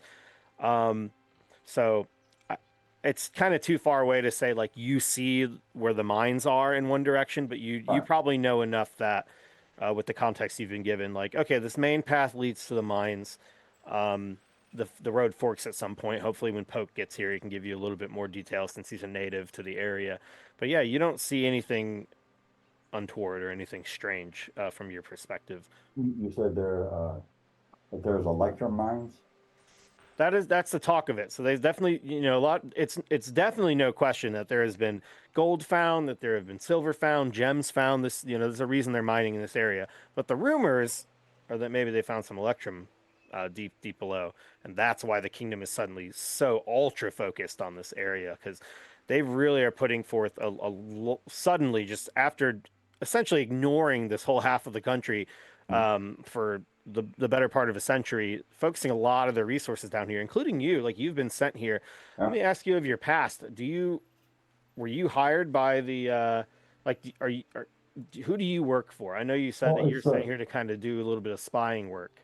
right. It's kind of like the religious orders and stuff that they're involved in politics, right? Mm. So this monastery is also involved in the politics. So in order to get that, because they're advisors and stuff, they have a much better network of getting information because they can get it and from areas where like your typical statesmen and other people can't really get that kind of information, the shadier parts of town, stuff like that. So I've been kind of coming out. I was told to come out here to see what is going on, what's the big interest for everything, because the king's all of a sudden facing this, taking a big interest in there, and that possibly could lead to some political upheaval, definitely some kind of economic boom. So something that the monastery probably needs to be involved with. Okay, so yeah, you're in the. By the way, you're all in the kingdom of Kaeland, and so do you work for? Like, is the monastery sending you here on their own just to get information for the monastery itself, or has the monastery been kind of charged with this mission by the higher ups in the kingdom? As far as I know, it's just the monastery. One of the higher ups said, "Hey, here you go. You got your first real mission. Let's see how well you do. Go out there. We're not giving you much information about it. Let's see how much information you bring back. Try to impress us with all this stuff that you can tell us." Okay, Yeah, so yeah, you're up here and you're just scanning the area, and everything looks, I mean, it kind of looks as you expect. Mhm. You see the ships coming and going. They seem to be going straight towards Saltmarsh. All the things you heard about the mining make sense. You've seen the evidence itself in the roads. You can definitely tell that there have definitely been mine carts traveling along this path recently. The city itself is certainly more bustling than a regular fishing city should be. So everything you've heard seems to just be as it appears. So it looks kind of like a standard city, regular stuff, nothing supernatural, nothing spooky, nothing unexplained. From this point of view, it just looks like what you'd expect from a town that's got some attention, that's bustling now, right? Yeah, yeah. It just seems like a town that is recently having a big spurt in its development and growth. Okay, I well, will say, oh, I'm sorry, what were you saying?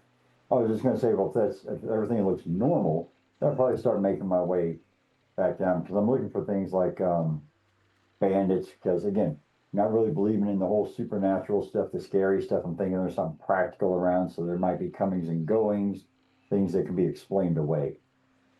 Mythbusters kind of thing, if you would. Yeah, I was going to say if you're looking around, you will see some movement in the direction of where you all originally were coming from. And I think you might see the three of them, actually. I don't know if they're close enough for you to know it's them, but you do see figures moving down that big pathway that went towards Poke's farm, and it seems like they're pushing some sort of wheelbarrow. So from where you're at, they're probably a good, I don't know, maybe a half mile away. It's just where you're at. It's very clear line of sight, but it does look like they are coming in your direction. Did you plan on waiting for them, or did you just want to go ahead and continue to scout ahead? Uh, Probably go ahead a little bit further. How close am I to the house? Well, you're not sure. You just know that down the path another mile or so, you can see that the big main road kind of branched off, and the only reason you can see so far is because there really isn't that many like trees or anything. There's Yeah. not a lot of forest or things like that along the road, and because of the way that the elevation keeps growing taller and taller, that's why you're able to see so far. If you were in like a different area, you probably wouldn't be able to see quite as far. Okay.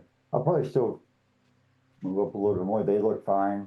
Looks like they're making their way up. I'll probably go ahead and see if there's up till we get to the fork in the road, because if I don't know which way to go, then I'll probably hang out that area, but still kind of not be obvious, staying in the middle of the road like I'm a traveler waiting to be mugged or something. Okay. Yeah, you can go ahead and keep making your way down the path. We'll go back to the rest of the party. So, you all came to this farm with the purpose of gathering a wheelbarrow. Is there anything else you wanted to do here? I know Mac is eating turnips, even though you got plenty of grade A meat. Never too much food. No, Um, I'd probably jump uh into the wheelbarrow or the wherever we're using. yeah, there was Um, zero doubt in my mind that you would be doing yeah, that. yeah, yeah. I'll Um, just be sitting there eating a turnip while getting rolled along. I think Howie would push it just because Poke's got his fork and his shield, and he's got his hands full. So, yeah, Howie will push the wheelbarrow with Mac. Easy to keep an eye on him when he's literally under his Depending how nose. like deep the wheelbarrow is as well. It could just be the pheasants Yeah, just his tricorn hat Poke's just sticking above. gonna just his plumes Poke's poking out. gonna like when he sees you going to take the wheelbarrow, he's gonna sort of give you a bunch of tips, like if you're about to drive a car that's falling apart. Like, oh, you gotta go careful when you go around a corner, and All right, yeah, I can see this she's wheelbarrow is not in a good shape. no, she's leaning a bit to the left, isn't she? It's a Tesco wheel. Yeah, Tesco wheels. it's squeaking and trundling along like that. Oh yeah, suspension's absolutely knackered. I tell you what, I know a bloke in town. We'll have a look after this, assuming we don't die. Mac's kind of like leaning to one side in the barrel to try and like stabilize it so he doesn't have such a bumpy ride. Nice one, co-pilot. Thank you. Yeah. It's a shame we can't afford to hire him to just sit in this corner, the back corner of your wheelbarrow normally. Offset the squeaky wheel. Have you seen that, Callum? Well, normally I have to put a bit more pressure on the right hand side. That's right. I can see. Yes, I'm very perceptive. Despite the double, triple, quadruple vision. Sometimes it's a well-worn path on the right-hand handle. You see on the spars there. I can see by the wear pattern that you've been compensating there. Like I It's said, just a an very image of Mac like lifting up some of the rotten food, and it's probably like hitting smelling salts. You just like immediately sober up. reality stand to bleeding. I don't like this. And then takes a big swig out of his gourd while pushing the wheelbarrow. Ah, sweet mama. Probably quite a lot of methane coming off of that rotting vegetable matter as well. So Yeah, Like I said, and I think also out of Mac as well. Probably lots of methane coming out of him. it's just a good job. He's not, like I said before, it's a good thing he's not a fiery dragon. All right, so world's most, we've kind of left the farm and kind of moving up the path, yeah, I guess. the most flammable elements of the party are bringing up the rear. Okay, yeah, you can all make your way back down the path, or you're all making your way back to the main road, and you're going in that direction. I think that we can quickly go back to Callum. Callum, if you're continuing down the road, when you do so, are you going to try to stay up on that up on the path, like up on the elevated cliffside as you move, or would you go back down to the road? Yeah, I think he'd probably stay up there until they start getting close, and then he start making his way down the cliff so we can meet them probably about the same place. Okay. Yeah, I think you can continue on forward. You probably make it about halfway to where that split in the road is, and you can kind of keep looking over your shoulder and see that they're slowly making their way down the main path. Just because of the terrain that you're on, every now and then you have to do a little bit of actual climbing here or there. Like for the most part, you're able to just walk on kind of like a grassy cliffside, but every now and then you have to kind of be a little bit more careful. So there are moments where the climbing combined with the stealth has you moving a little bit more slowly, but you do get about halfway to where the path begins to split, and you can definitely tell that the road on the right, so which is closer to the seaside, seems to be the bigger main road. So this is kind of where the main road continues forward. And then the smaller road on the left seems to be winding up upwards at more steeply at a higher elevation, and seems to be much less traveled and a lot smaller, and doesn't really seem like it'd be very easy to get like large carts being pulled by pack animals up this cliff. So you could probably guess that is not the main road. So you could, even though you're new to this area, you probably guess the mine is probably not up that path. But yeah, you can see them kind of coming up behind you. If you were to kind of climb down the side, they would probably be to you in maybe 5 minutes or so. While you're up here, though, I do think you might notice a. Go ahead and make an investigation check for me. Right? Especially if you're looking specifically. It's not just like you're noticing things. You're specifically looking for anything strange.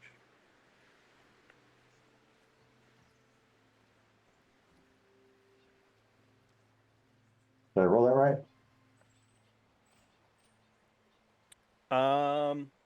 Did you get a natural 1, or is that from something else? I did a / roll 1d20. Yeah, and you got a natural 1. So, Jeez. Oh, dude.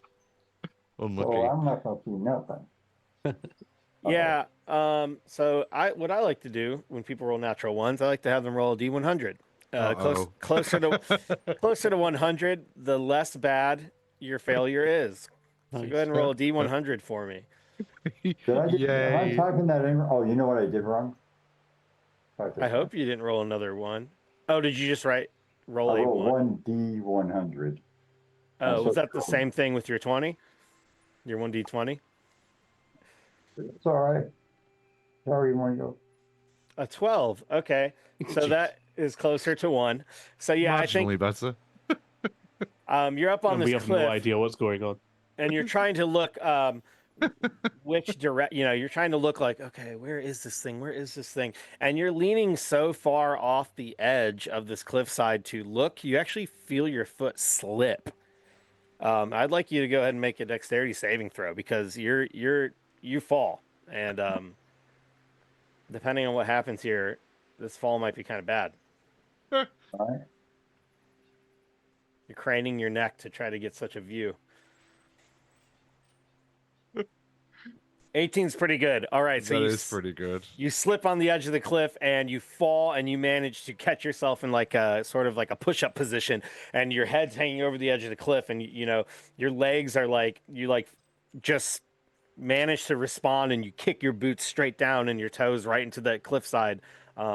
And you do manage to stop yourself from falling, but you can probably feel your heart pounding in your chest as you were staring down off the edge of this cliff. That was very close. You didn't see anything because all of your effort immediately went into you stopping yourself from falling, and you were just staring straight down at about a 30-foot drop to the main road. In the meantime, Howie's like just telling a funny anecdote about one of his last parties or whatever. And then, Our friends nearly died already. And then Tommy the Sausage, he fell down the stairs, he did, and it was hilarious, I tell you. He was trying to do some kind of acrobatics, I think, and then Karma came and caught up with him. Fell. Terrible business.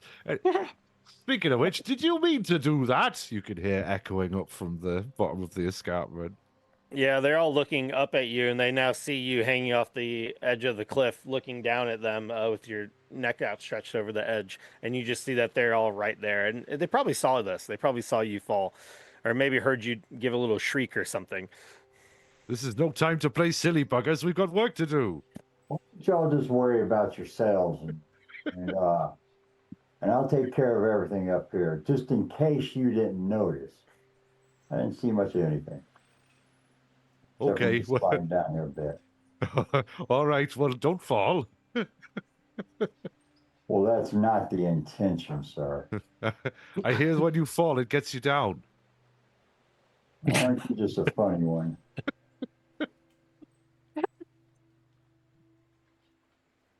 Turnip! Oh, not for me, thanks. I'm full. Okay. Yeah, you definitely see Mac is just in this barrel, eating the turnip with all the meat, with the bottles of wine, the water, all that stuff. Callum, you have a pretty good perspective. You're the only one that can probably see all of Mac's body just because you're so much higher up. Where the rest of them, from their perspective, they just see the top of his cap. I don't care about that fool. They're going to sit I'm there just having a really nice around. picnic. Meals on wheels. That was good. So you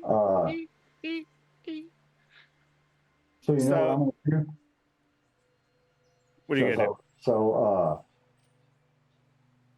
So Mac is how far away from me? Well, if you're still up on the cliff, they're about 30 feet below you. Yeah, 30 feet vertically. How far away does this go? Oh, that wouldn't work. All right.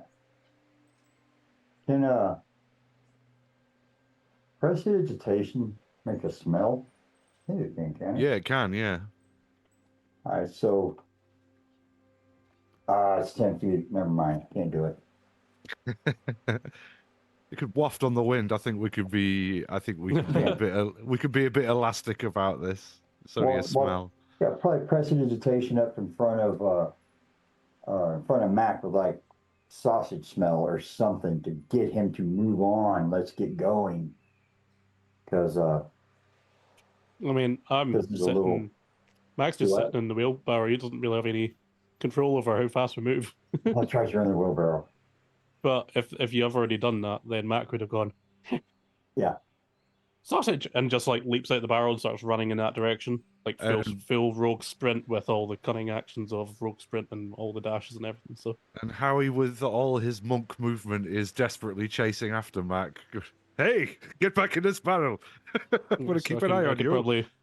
I could probably run like 60 feet plus. I figured 120 feet in the next 10 seconds or so. I figured he'd be the one. He'd be the one to be the trap springer. Mission accomplished. Got moving. Yeah, so At- Max got pace. the legs on and just like booking it now, Jeremy. Okay. And Callum, you're staying up on the cliff though as you move? No, I'm gonna come on down and not very graceful.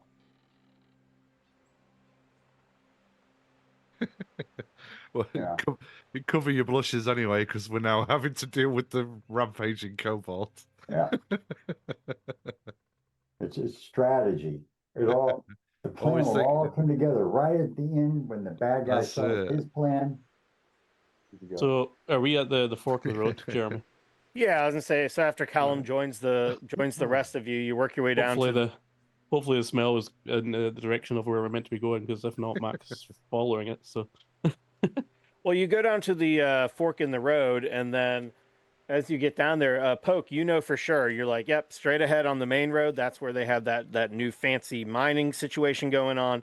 And if we take this fork up into the cliffside, it should only be maybe a half mile or so, and eventually we'll find that haunted mansion up on the tower. There's not very many other buildings near it, and certainly nobody lives very nearby. So. Though I guess Poke is the only one that really knows for sure that you need to take the fork to the left a little bit. It kind of winds away off from the seaside, and then as you go higher up, there is going to be a cliff that kind of approaches closer to the sea, and then the tower is on the side of this cliff, kind of overlooking the seaside. all right, so I kind of did So just a Pope flip a coin basically for- says all that to everyone.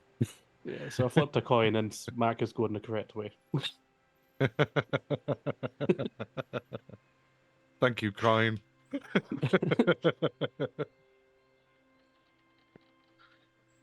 All right, so yeah, you all make your way up the kind of steep cliffside that's to the left, and it goes up a little bit more steeply. It's winding this way and that, and sure enough, as you continue moving for another 5 minutes or so, off in the distance on the edge of the cliff, you see this large house.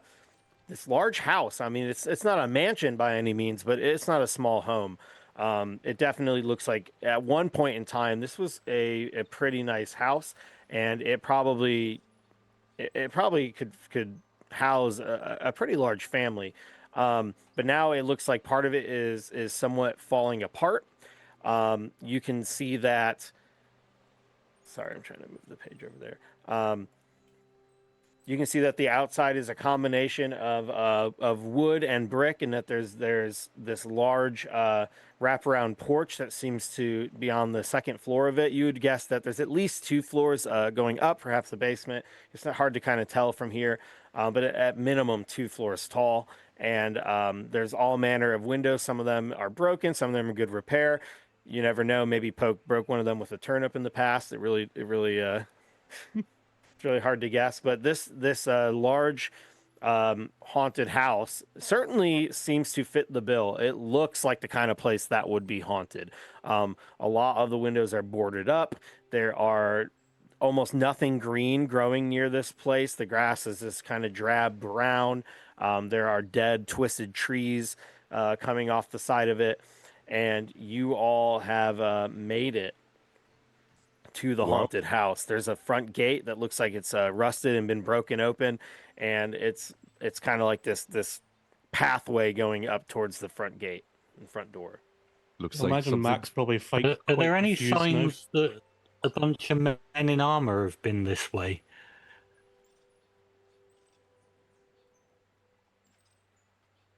Like the town guard who came looking for the people. Yeah, go ahead and why don't you make a survival? Are you looking for what are you looking for? Like just any evidence or like specific footprints and things like that? Yeah, I suppose footprints leading towards the house or anything that suggests somebody's gone Yes, in that A way. squad of soldiers have walked up to the house. Yeah, go ahead and make a survival check.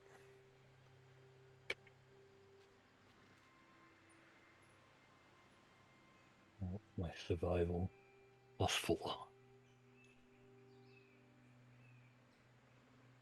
You got a 4? Oh, plus Uh, 4. plus 4. So I got a 6. Okay, yeah, I think if you're looking as you stand outside this main gate and you're looking up at this mansion as it's right above you, right, rising above you on the cliffside, with a 6, you're not really sure. It looks like the ground is pretty worn, and it's kind of so rocky and the soil is so dry that there's not much room for impressions for footprints if there were people here.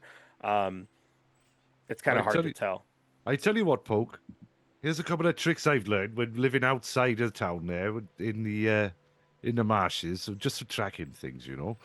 And yeah, Howie's going to have a go as well because we've been talking about it maybe being something other than supernatural events all the way here. So, what were we rolling again? Was it perception or investigation? Well, it just kind of depends. So, I had him make a survival check because he was looking Ah, for footprints. If there's anything else you'd like to look, if you're just looking yeah. for So evidence of footprints, I think survival would be best. But if there's yeah, so something, I was looking for footprints or like or any signs of passage. So like like broken branches or that kind of thing. but you know Also. me, arguments are cheap. So if you can come up with a convincing reason you're looking for something else, you can go ahead and try it out. Oh, it rolled twice. I don't know why, but dealer's choice. You can choose 22 or 5, whichever you think would be funnier. Well, I know which one would be funnier, but the first roll that you did roll is 22. So 22 is pretty good.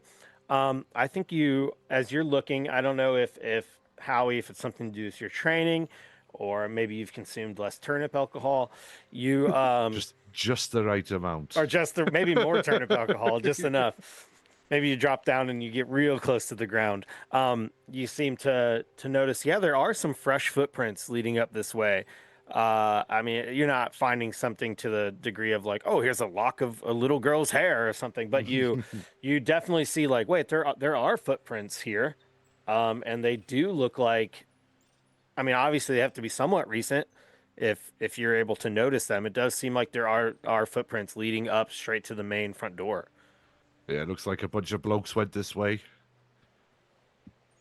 If you look down here, Here, hand me one of them turnips out of that barrel. uh, I'm gonna how lob he a just turnip at a window for old time's sake. So what how we he have tosses here one is to Poke. we have a turnip whisperer. There's a turnip for the books. You gonna lob it up there? Yeah, go ahead and make an athletics check. Sure. If you're gonna lob it, unless you're like extremely skilled in this, I guess it could be an acrobatics. But I imagine Proficiency in turnips. you're just tossing this thing. It's pure strength. Oh, forgot to roll.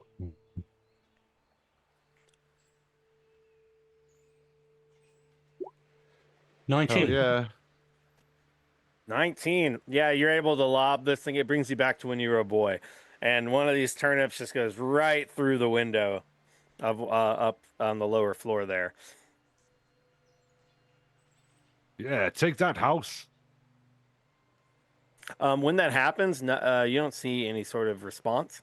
The house is just sitting there silently, looming over you on the hill.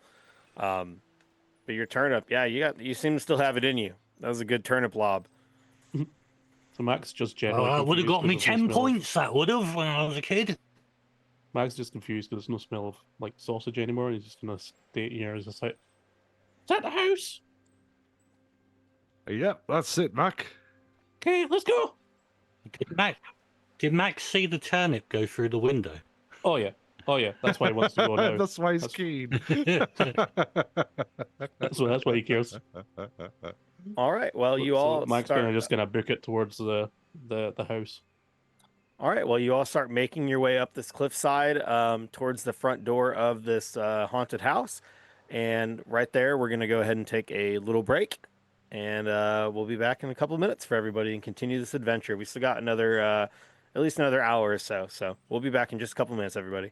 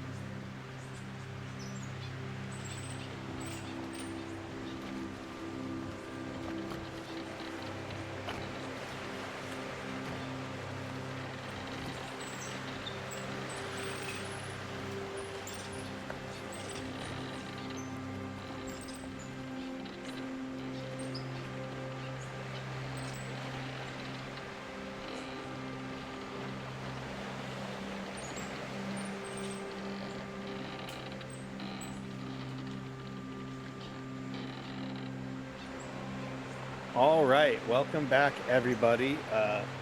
Sorry for that millennial pause there, but we are back. All right, we have approached the haunted house. Now, this is where the actual adventure kind of technically begins. You all are climbing up this cliffside towards the front door. You can see the broken hole in the window where the turnip was expertly thrown for 10 points by Poke. And what would you all like to do? These footprints that you noticed, I believe it was who was it that made it? That did the it was Howie, right? Howie, you were able to look at the footprints. They just seem to go That's right. straight up to this front door. So What kind of footprints? Just general footprints, or are they anything like claw mark footprints, or oh yeah, that's a good question. No, you don't notice any claw. Whatever they are, seem to have been at least wearing boots.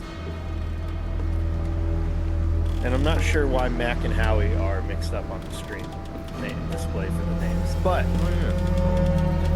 that's okay. Yeah, they're having an identity crisis right now. Do I need to start speaking in a Welsh accent?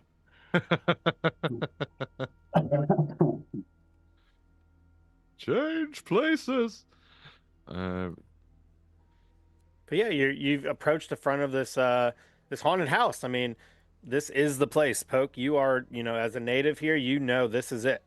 This is the haunted house. It certainly looks abandoned. It looks scary. It looks spooky. You can see why kids would be afraid of it and, want to like dare each other to run up and touch the door. But you don't see anything at the moment. It's not like you're just there and you get attacked by like a demonic imp or something. Like, what do you all want to do? Can I just- knock the front door? You want to knock on the door, you said? Yeah, I mean, if there's anyone there that's missing, then maybe they'll answer. Sure. Maybe they just decided to stay there. So do all of you just walk directly onto the front porch? that they do. That's not a loaded question, I'm I'm sure. gonna tell them to say, Absolutely. Yeah, Howie Which- would follow up. Which Well, I'll window let did you the guys- turnip go through? yeah, I'll let you guys go on ahead. I'll stay back down over here. You cover your path then. Yeah, which window did the turnip go through?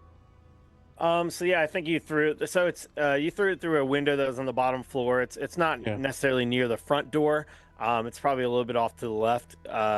So if you're like facing the front of the house, you could walk up against the wall to the left and go over maybe two windows towards like the middle of that wall, and that's where you threw the Yeah, turnip. so Mac would have followed the turnip towards the window and just kind of like peeked in, depending on how tall the window was compared to him. Always follow the turnip. That's a good, yeah. Yep. Okay, so while Mac, you're following the turnip, and Poke, you're going toward the front door. So you start knocking on the door, and as you're up there, you notice that not everyone in your group has followed you to the front door. Callum seems to be staying a few steps back, not quite going onto the front porch. Mac has wandered off to the side and is going to try to find the turnip. What about you, Howie? What are you doing? Howie's going to follow Poke. Okay, so the two of you go onto the front porch, and it gives this like loud, expectant creak. You notice when you're there, a lot of the boards are missing. It's only like a foot or two, gap between the cliff and the porch anyway. So even the parts that the boards are broken, it's not like you're really risking much if you were to step on something or if it broke. But you go up to the front door and you start banging on the door, knocking. And it's not like there's an immediate response. Mac, are you you're going towards the window where the turnip was thrown? Are you trying to look inside, or what is your goal there? Or Yeah, are you so I'm just gonna, like- following the scent? Yeah, so I'm going to like sneak up to the window just in case the turnip suddenly sprout legs and started running away. Okay, But, yeah, yeah, go no. ahead and make a stealth check then if you're trying to be sneaky about it. Sure, yeah.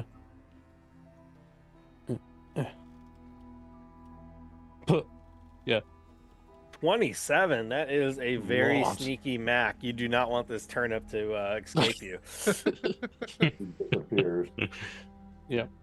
Yeah, you sneak over. If this turnip was watching out for Mac, since you likely will devour it soon, it does not notice. You are able to creep up to the window. I will say that the the height of the window is like just slightly taller than you are. So do you want to like jump up and look all the way through, or I would say the glass itself is so dirty, and parts of it are even boarded that like the only way you're looking through this window at all is if you look through the hole itself, which is Oh yeah, that's way maybe a good. Yeah. foot above. So yeah, you leap up and down. You're trying to look inside, and first thing you notice is the inside is completely dark. There is not a single light coming from inside this place. Kobolds have dark vision, don't they? Fairly sure they do. Yeah. That would Yeah, make let me have a sense quick to look. me. 60 feet. Yeah, so you're looking through there. It's very dark inside. Even with your dark vision, it's hard to see. But you see something spherical-ish on the ground, and you could assume it's probably that turnip. I'm willing to bet, Max, Roll for specifically, turnip. your sense of smell is probably just as good as your vision, and that Yeah. turnip smell is certainly coming from in there, and it's just laying on the ground. Cool. If this turnip was possessed, it has not gotten up and run away yet. So the siren's call, of this turnip though is getting very hard for him to like not go after it. But Yeah, he'll actually turn around and say to Harry, I guess, because you came in second. And he's like, turnip's in there. Yeah, and so you could like, if you were to jump through this hole, you'd probably end up hurting yourself a lot. It's still sharp glass, but yeah, the Yeah, I wouldn't turnip, go in. the I just- turnip is in there. You can see that turnip. That's fine. So yeah, I'll just gonna jump back down and because are we able to use the same like stealth check? So I just Yeah. like walk directly up behind Harry and just like tap him on the leg from behind. Oh, strike a light, boy. Turnip's in there. Yeah, well, I thought it might be because when it got thrown through the window. But yeah, we'll go have a look anyway. Yeah. I don't think anybody's answering, Poke. And then Howie just tries the door handle.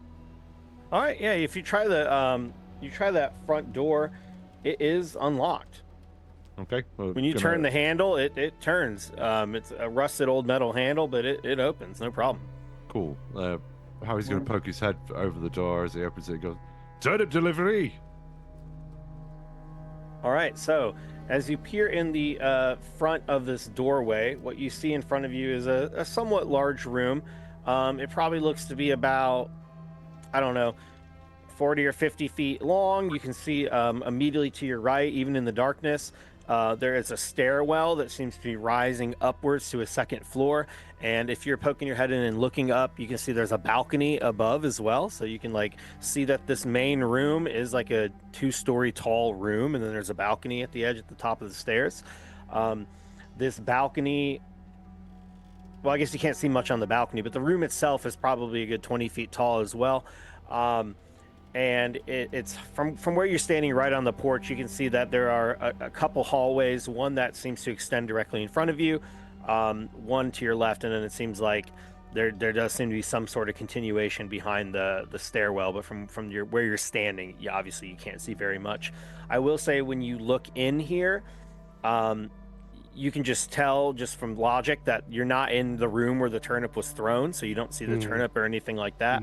But why don't you go ahead and I know you have a passive perception of 15, but I think when you poke your head in here, you're obviously looking for something specific, right? You're not just like la-di-da whistling. So go ahead and make an investigation check for me, It's Howie. a 14. Oh, that's a perception. Did you want to do an investigation? Oh, sorry. Yeah, I'm not going to have you roll for perception very often because you have your passive. A 3. A 3. Yeah, you look in there and it's kind of too dark to see much. I will say what you do see is that as with your passive perception as well. So when you're investigating, you don't really see the turnip. You don't see anybody in there. It seems eerily silent. But you do kind of see that there are footprints going into the right inside, and it's very dusty in there. One thing that stands out immediately to you is that there are definitely footprints tracking directly in here, but there is like a lot of footprints. Like it's not just like one set. Now that being said, you had someone go missing, and then there was you were told that there was the councilman plus 6 hired people, so that right there is 8 footprints minimum, so it makes sense. But you definitely see some footprints kind of going into the darkness in front of you. Without creating some sort of light though, it's kind of hard to see very much right now. You're just working off the sunlight kind of coming in through the crack through the door where you're poking your head in. What are the rest of you doing? So when you see that Howie pokes his head into this room, nothing like happens. Like none of you see anything. Callum, you're the one that seems to be the most cautious. It's not like something crazy happens immediately. You Wow. just see the Dragonborn stick his head in there. Everything remains the same. And from your perspective, it's just silent. Well, I know they're sticking their heads in there, and I'm going to cast Mage Armor. Cast mage armor. Okay. Yeah, 'cause I have What no is your idea what we've got there. What's your mage armor look like? This time I haven't quite decided on. It's the first time I've cast it ever, so I'm assuming that you might need to help me out here because you kind of know the history with it. But that as I cast it, it's going to look kind of like. If you ever watch Star Trek when they're blowing up something, you see that wave of energy coming out, from the explosions. It's kind of the reverse of that. It's kind of like the waves coming back in, almost like your Eldritch Blast force coming back in and then shimmering over you. Okay, like an implosion. So you're like pulling in the energy around you, and then it surrounds Right, you and in it's, this encasement of energy. Okay. Yeah, it's all nice and dark and wispy stuff. Awesome. So yeah, you're surrounded by this mage armor. So what does that do? Temporarily increase your AC? Yeah, for 8 hours, it brings me up to an AC of 16. Awesome. And mage armor is, I would assume it's not concentration or anything since it raises your AC. It's just stays. Just it is not. I am not wearing armor again. AC 13 plus Dex modifier for the duration of the spell. Spell is 8 hours, and it's it's not doesn't look like it's any kind of concentration. Wonderful, wonderful. Yeah, so you are protected by this mage armor. The rest of you, what are you doing? Howie, everything seems fine. I mean, it definitely seems like whoever walked on this porch also went inside this front door. Good. Step in and see where follow the trail of the larger number of footprints, I guess. Okay, so you walk inside. Dragonborn do not natively have dark vision. Do you have any sort of light source with you, or are you just kind of swinging the door open and using the sunlight for now? Oh, okay. My character sheet says I do have dark vision. Oh, does it? Yeah, but that might be the 2024 rule set rather than... Well, that's fine. But I don't really mind. Either way, I would have an adventurer's kit with a torch in it, so... dealer's choice. I don't mind. Okay. Well, even if you do have dark vision, your companions, well, Mac does, but the two humans probably don't have dark vision. No. So did you want to light a torch regardless, or are you fine with peering I into tell you here? what, I'll take into consideration your inability to see absolutely anything in the dark. Let's have a torch lit then, since I've got free hands. Is that what you really think? Well, Yeah, I While mean, he's doing that, I'm hollowing out a turnip to make a jack-o'-lantern. And I'll help you out so you don't have to hold it. So I'll put out a mage hand so they can carry the torch around. very, very, very flash. That way you can still have your hands as needed. Well, thank you very much. A single tear goes down Mac's eye as another turnip is wasted in vain. So are we lighting two torches, or is it just the one turnip torch? The one turnip jack-o'-lantern, which I think turnip torch should be the official name from here on. Much catchier. Or do both of you have one? Is Poke also lighting a turnip torch while Howie lights a normal torch? Well, how big is this? Yeah, I'm going to put a candle inside the turnip. These scares off the ghosts, these do. I think for the area we'll probably need more than one torch, because torch is what, 5 feet or is it 10 feet? I think, yeah, it probably I'll be provides. feeding Mac the scoopings out of the turnip as well, so it's not going away. Mac is happy then, and he's just gonna slide under Howie's feet and start walking into the house after, while just munching on the turnip mush. Yeah, so you're able to light these torches. I think it probably gives off about 5 or 10 feet of light, and then even for those of you with dark vision, It's not perfect. Dark vision isn't you can just see 100% in the dark. It's you can see a little bit in the dark while everyone else can't see anything. So if you're looking specifically for boot prints on a dusty wooden floor, the torch is going to help out everybody, including those with dark vision.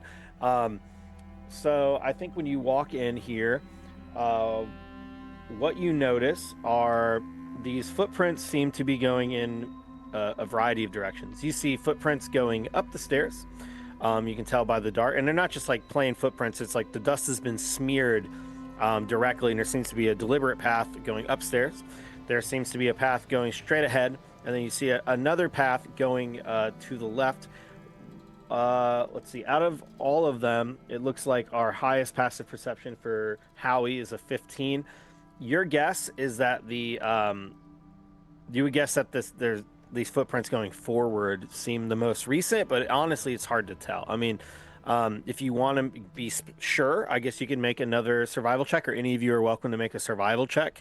But I would say it's kind of hard to tell, but it just seems like the most prominent footprints seem to be going forward.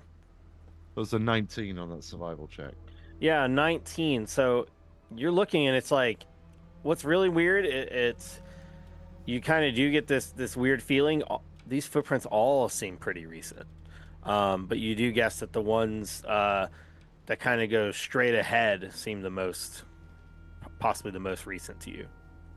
Right, so it looks like, if my reading of this is correct, and granted, I haven't a bit to drink, the soldiers came in most recently, right, and they went that way, and there's some other footprints that went this way, and they're a bit older. So it might be that the girl's gone that way, and then the soldiers have gone a different way. Either way, they're all missing. But What do we want to check out first, boys? but you'd think that if the soldiers came in and saw the girl's tracks, they would go to where the girl was. Well, you'd think that, but they might not be as acutely sensitive to changes in the environment as me. Well, Being just, the local towns fellas. yeah. Well, with my role, they all those tracks look the same to me. I don't know which direction to go where. You just You haven't had enough to drink, that's the problem. could be. I will say the one thing, Howie, that you're pretty sure of is of all the directions, there are no footprints, or at least recent footprints, turning down the hallway that kind of goes behind the stairwell. So you notice as you walked in a few more feet, there's some going up the stairs, up towards that balcony above, and there is a hallway to the right behind the stairwell, but there is no like recent path going that way. Now that you have walked a little bit further into this main area, you are kind of able to get a better perspective, a little bit more point of view. And I think if you can all look down to the left, especially with the lantern, and you do see that this hallway does continue to the left, and there are 3 doorways, one at the very end of the hall, and then one on either side. And then straight ahead of you, it seems the same thing. You see all the way across, there is another hallway. There's a door open at the very end of it, or not a door open, but there's a door at the very end of it, with 2 more doors on either side. And then, like I mentioned, there's a stairwell going up, and then a path to the right behind the stairwell that adds to another hallway, and that one does seem the least traveled of all these directions. All right then. Well, But it's very musty and dirty in here, regardless, no matter which way. Even with the footprints, they're only because you're looking for them specifically. If they were not, I don't know, it's almost like the darkness is helping you find these footprints, because if this was a fully lit room, you might not notice the disturbance in the dust at all. It's only the fact that it's like so dark and you're shining a light, and then you're looking specifically for footprints in the dust. I sense you a notice disturbance in the dust. You do. Is that where he was carrying me? Also, I'd like to mention, what are you doing with the wheelbarrow? Are you leaving it Oh, we left outside? it outside. Yeah. Yeah, 100%. Like on the porch or down by the road? I don't think I would have bothered to push it up to the porch. Okay, so yeah, it's just kind of left outside by the porch. Mac, based on your just ability to navigate the world, you know that turnip is on the left. If you want that turnip, you got to go down this hallway to the left somewhere. because it was definitely in that direction where the broken Right. window was. That being said, there was like other turnips, right? Like the real source of turnips is Poke. Poke's the real turnip source. And then you probably still have some meat and wine and stuff left, unless you ate all of it. I don't know if you. I Just left. I left most. Well, I did say I was having a picnic in the wheelbarrow, so most of it's actually back in the wheelbarrow. So Mac is like champing at the bit a wee bit. So we were heading left, and then Mac would have kind of sensed it would probably been the room that we saw, the room that I saw where the turnip was in was probably that first door. Is that the general idea? Yeah, if you go to the left, there's that hallway, and you would assume it's probably that first door. Are you able to restrain yourself, or do you even care to restrain yourself enough to stay at the party? Or you're just like, I gotta go see what happened to that turnip. I mean, I did get given some scooped out turnip mash, so I'm on good behavior for now. But he'd maybe grab a hold of Harry's, like, was it you wear like Robes. Yeah, so just grab a hold of the robes and just like yank you down a wee bit and go, turnips in there. I mean, that's as good a direction as any, I reckon. Go on then. Go find it. Go All right, get with it, that lad. permission- Go on, lad. For that permission, you'd be like going into a little like anything free up on that? frenzy. Release the Mac. Howie's just encouraging him like he would a small dog. Go on, lad. Go find the turnip. Yeah. So you So see anything on the walls of the roof or the ceiling? Can you see what on the ceiling? Sorry for interrupting, but yeah, I just had a thought. With the torches, do we see anything on the walls or on the ceiling? Do we If see you the look dust up, on the floor, yeah, if you look up towards the ceiling, have you just nondescript. made a perception check? I see you rolled a 5. Was that just Oh, your general perception? Why don't you do a specific investigation if you're trying to look up towards the ceiling? There's definitely that balcony, so if you want to check out the balcony from where you're standing, you can go ahead and make an investigation check for me. Calum? Or Callum? Is it Calum or Callum? It's Calum. Calum.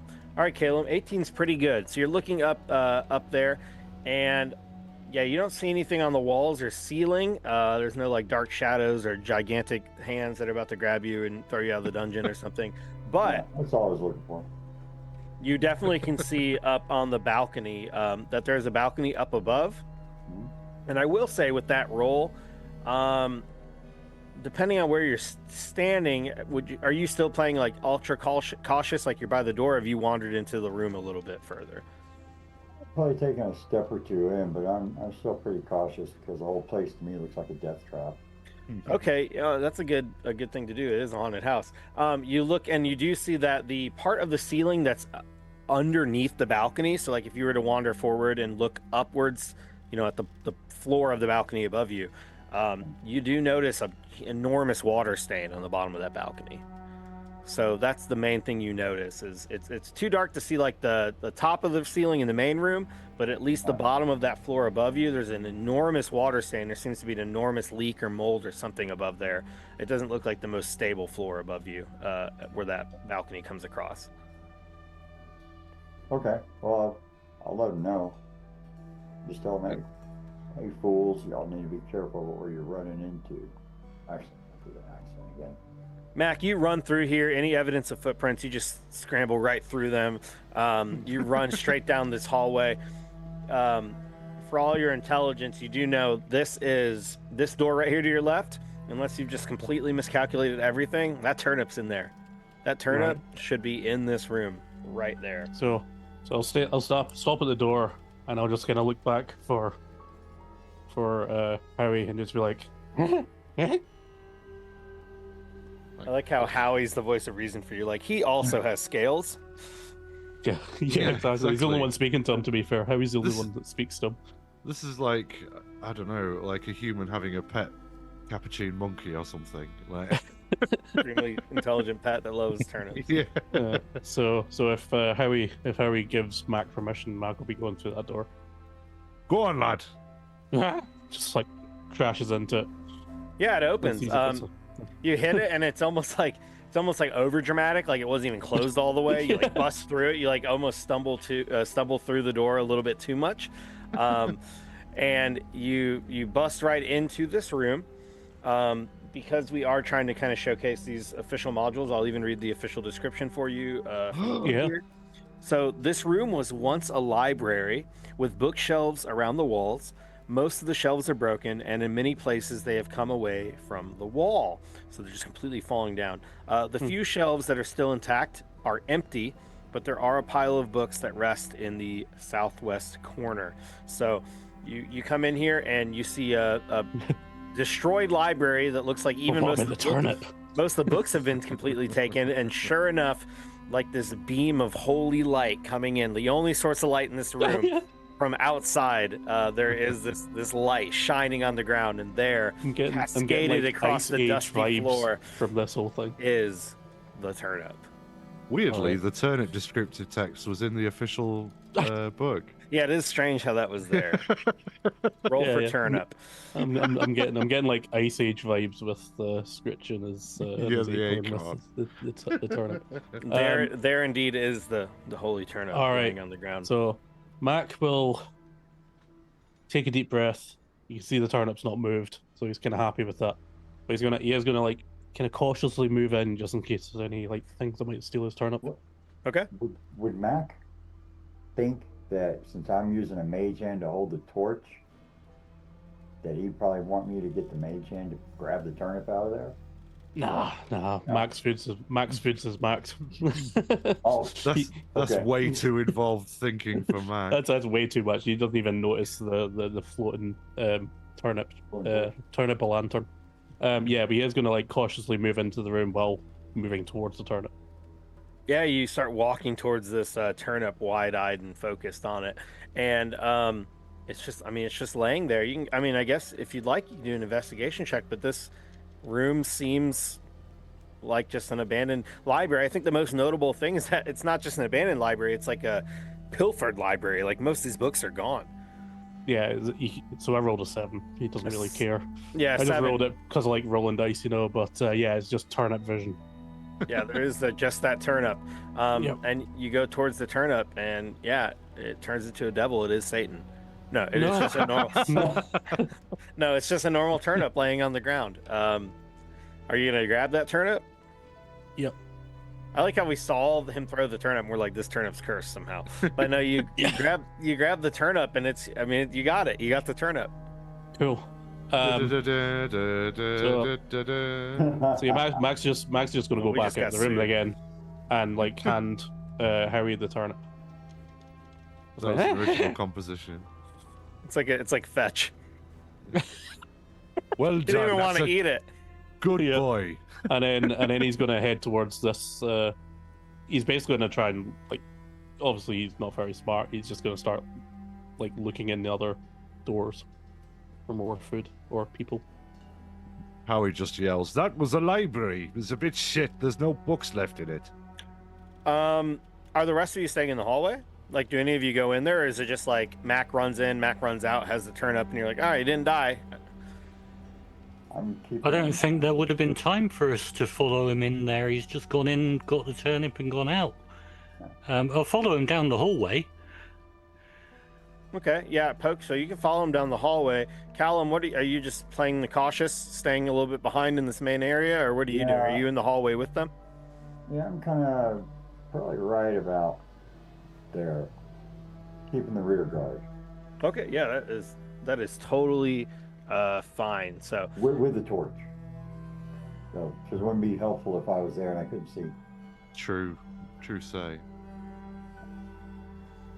yeah, so you go in there, and Right there. you're right there. So for all the audio listeners, right there, you know where there is. Right there. Mac, you run back out. There's a door on the other side of the hallway, and then there's a door at the end of the hallway. Which one would you like to try to go down? Howie has given you permission, as far as I know. Yeah. If he's got permission, he'll go to the one that was behind them. So Poke, so you the see one where Mac I'm just standing. run out, and before like you said, before you can even really respond, he has turnip in hand. You said the one right across? Yep. Okay. All right. Howie just speaks out the corner of his mouth to Poke, and he's like, "I once knew a fellow who used to have ferrets, and he'd send them down rabbit warrens and let them drag out all the rabbits. I'm thinking a similar principle will apply here. We'll let Mac flush anything out, and we can deal with it." That does seem like a good idea, that. He's full of energy. Let the I lad know. burns off some of that energy. That's a great plan. See what happens. I'd like to see those fireworks. But I'm not going in first. I tell you. There tell you is that for one free. problem with that, though. There's What's that? a little bit of a problem with that. Is that rabbits is scared of ferrets, and what's going to be scared of that kobold? Well, you haven't seen him fire his gun yet. I tell you, when that thing starts going off, everybody will be shitting their pants. Considering this is my first kobold to ever see, I'm already terrified that the lizard guy's walking around with clothes and carrying a firearm. So, Well, just don't get between him and his food, and you'll probably be fine. well, He said he's like a pet, but he has a gun. Well, yeah. You could give a capuchin monkey a Colt 1911 and just let it loose. Put it this way. I'm not he's had saying a it'd gun be a and good idea, but you could do he's it. got a gun and he's could. still walking around. He's not actually blown his head off yet, so he's probably pretty good with it. Yeah. That's a good point. I'm I already mean, if you forming blow your a- head off, you can't eat turnips and meat. It's not really a Exactly. question of dexterity. It's just judgment more than anything Yeah. else. So yeah, Mac will just kind of open the door if it's not locked and bust on through into this room. Yeah, you bust on in. So what you walk in, this room seems to have once been a writing room or some sort of study. And against the wall, just under the windows, so when you walk in, there's on the far wall, you can actually see two windows. There's very little light coming through just because how they're pretty much boarded up, and then the parts that aren't are still covered in just literal decades of dust. Against the wall, under the window slits, there's a large wooden writing desk, and it seems partially broken. Most of it's rotted away, and there are drawers on either side of the desk. And in the large center, you actually see a large drawer that is closed. All the other drawers, except for the center one, are wide open, and they look like they've been busted. Like, you can just look immediately, and it looks like this desk has been, like, someone's been in here at some point in, the last century, and has forced this thing open and broken most of the drawers. The center drawer itself is still shut. No turnips, though, unfortunately. Mac's a bit confused why everything's been busted. He kind of like looks into the ones that have been busted and kind of stares at the one that's not been busted open. Yeah, I mean, it's shut. Did you want to do something with it? It's you don't smell any food. There's no turnips. There's no children. There's no councilmen.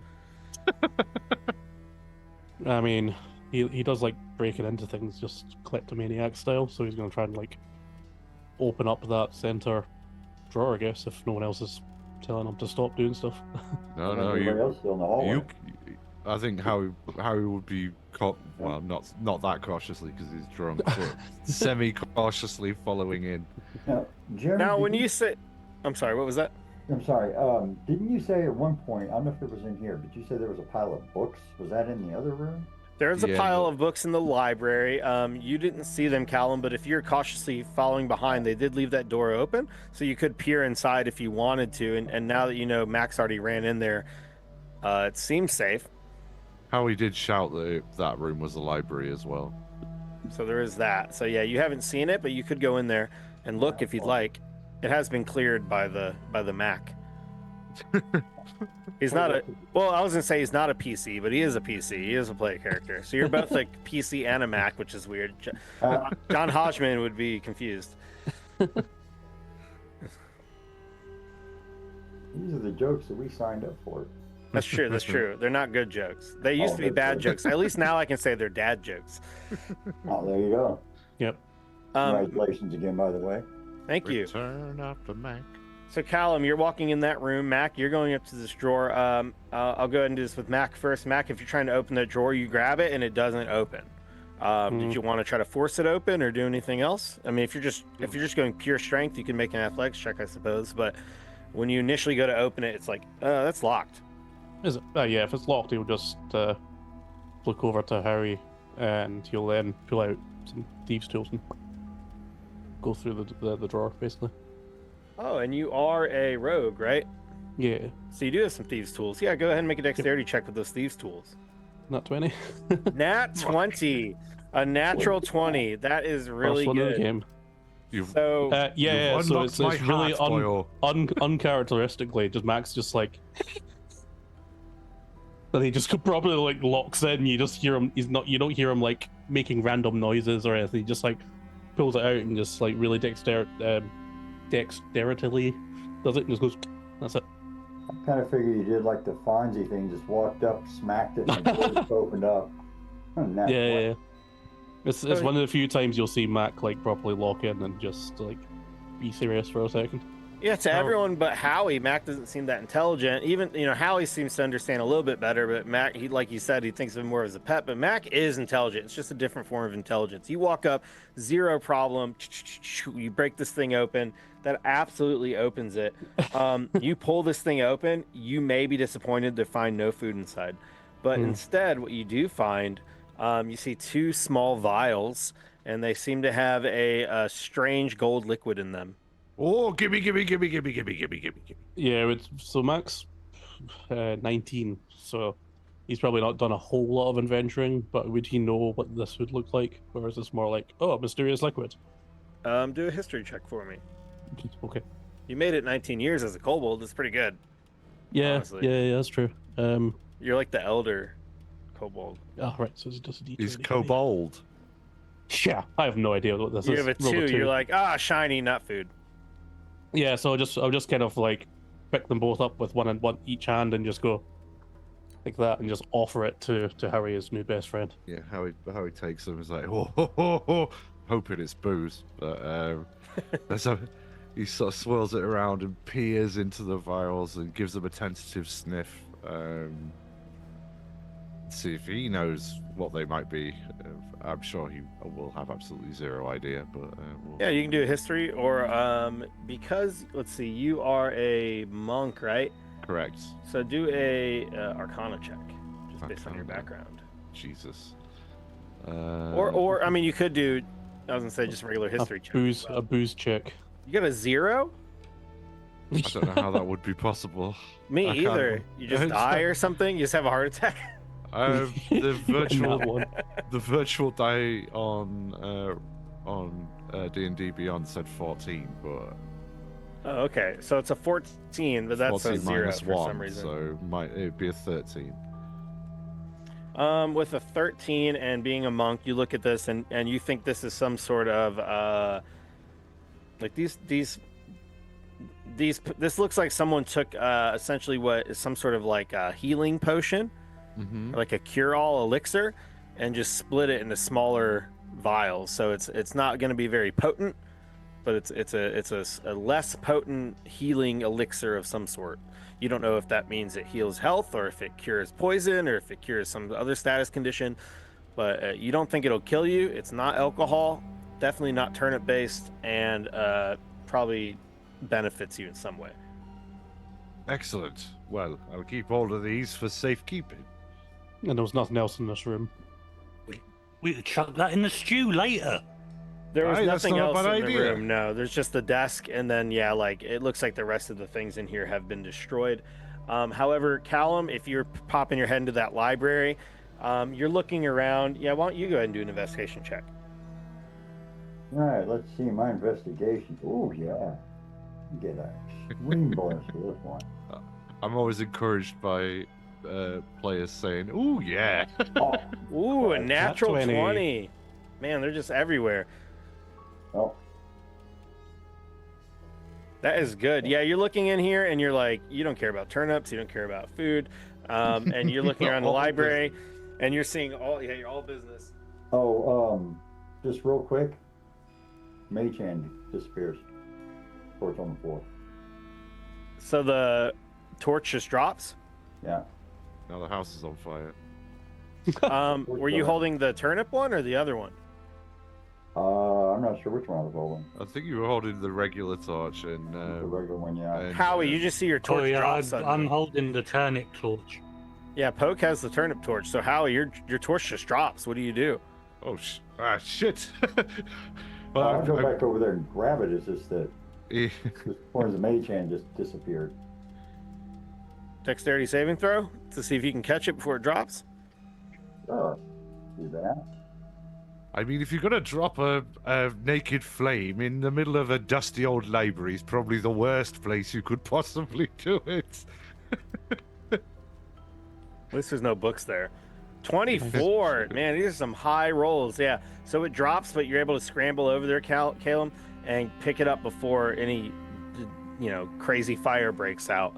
We're weird.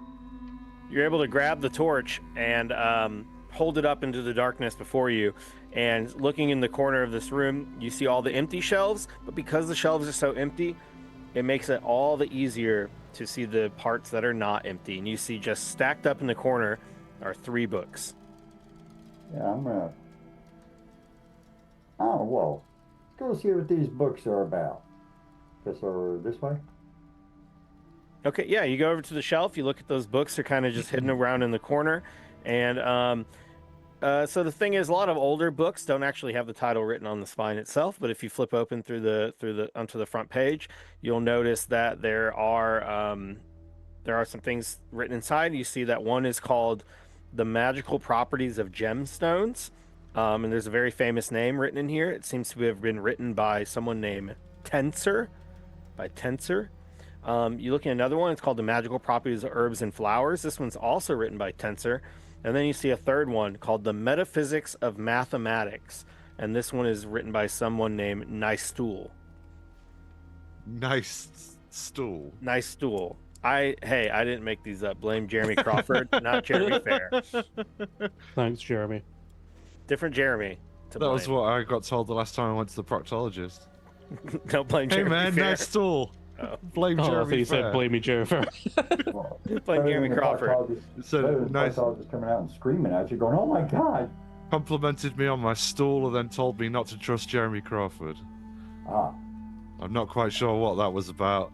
pretty- I got referred to another proctologist shortly It's afterwards. like when I got my blood drawn and they tell me I'm a good bleeder. Like, what the hell does that mean? Was it a Cockney doctor? You were like seen by Jack the Ripper. Wait, You're a wait, nice wait. little bleeder. Nice Was that Dr. Acula that told you that? Yeah. Dr. Strahd. Oh, I've got the results back on your blood test, and I found that it is delicious.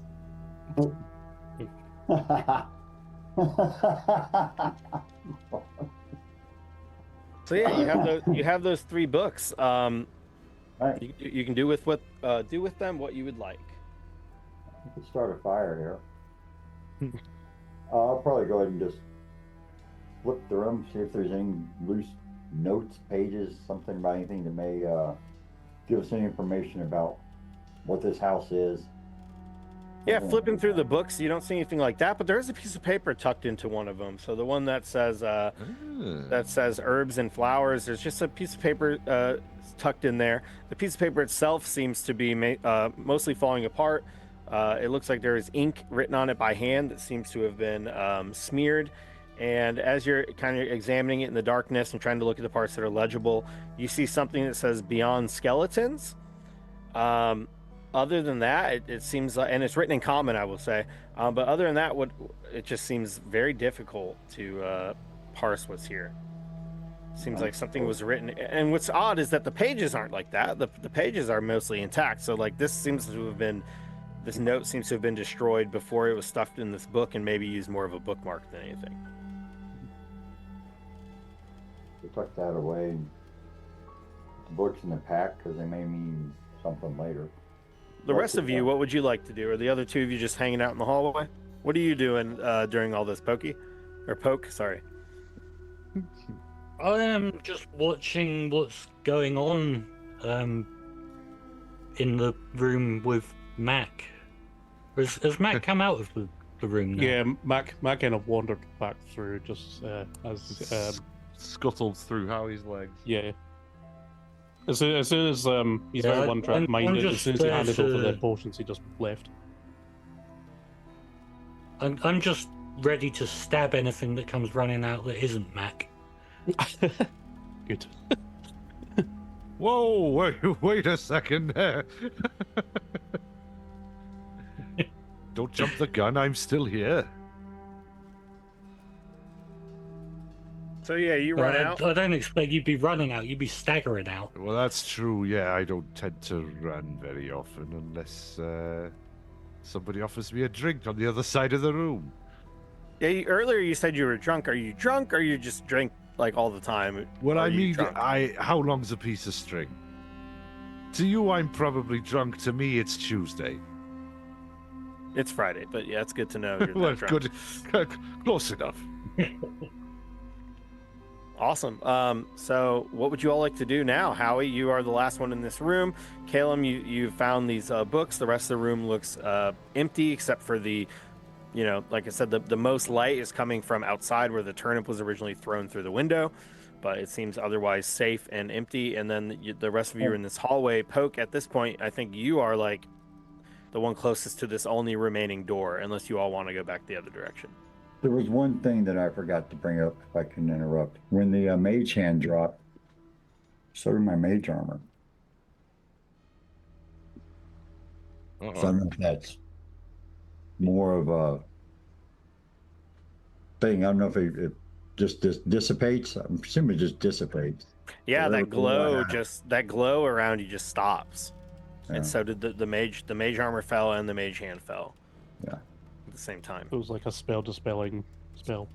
But you also were, but you just were so quick, you just caught that torch no problem. So now it seems like you're holding Howie's torch for him.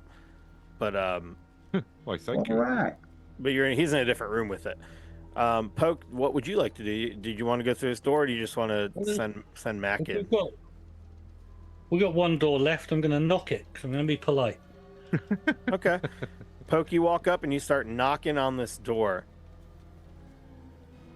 You knock. You knock again. Is there any response? There's no response. And for just in case, not the spell knock, just normal knock. And yeah, nothing seems to happen when you knock on the door. No response. Avoidance of doubt. Oh, I guess I'll open the door then. Okay. You open up this door, and when you open this door, what you are going to see is a large sort of living area. So a door when you look in, you notice that there are a couple windows in here. So to your left are 2 windows. Ahead of you are 2 windows. There's also a fireplace hearth right there in front of you. It's not lit or anything like that. This room is completely dark like everything else, but it does seem like a very large room. It seems about the same size as the original like foyer area when you first walked in. And, peering to your right, you see a door that is actually slightly open. It's not even closed all the way. And it seems to be leading to outside. And from where you can see, just looking out, it's almost like it leads to like some sort of outside looking balcony. Like a back porch or some sort of terrace or something. But other than that, the room seems kind of library bare. room, the remains of some shelves that There were shelves in the library room, like yes. bits of... Okay, I'm gonna go and grab some bits of wood because I'm assuming they're all rotten and come apart easy enough. I'll grab some wood and get the fire going because it's going to take a little while to make a stew with these turnips. Yeah, Callum, as you're sitting in here, Priorities. suddenly There's a fireplace there, so we might as well get it Yeah. started early while we're having a little wander around. Oh yeah, you can get a nice simmer going. Yeah, Callum, you're sitting here in this room grabbing these books, and just as you're about to turn around to exit, Poke comes walking in here and just starts going at it with these bookshelves. Hey, friend, I think in the other room it's already all destroyed stuff in there, right? And they're right with the. Oh, no one's going to be missing these bookshelves. There's no books. Oh, that's true. That's true. You want some help?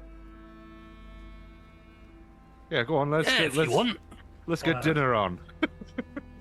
Yeah, I can help you. I can help you Because get. I ain't getting this fire going. We'll get the stew on. We'll have a little wander around.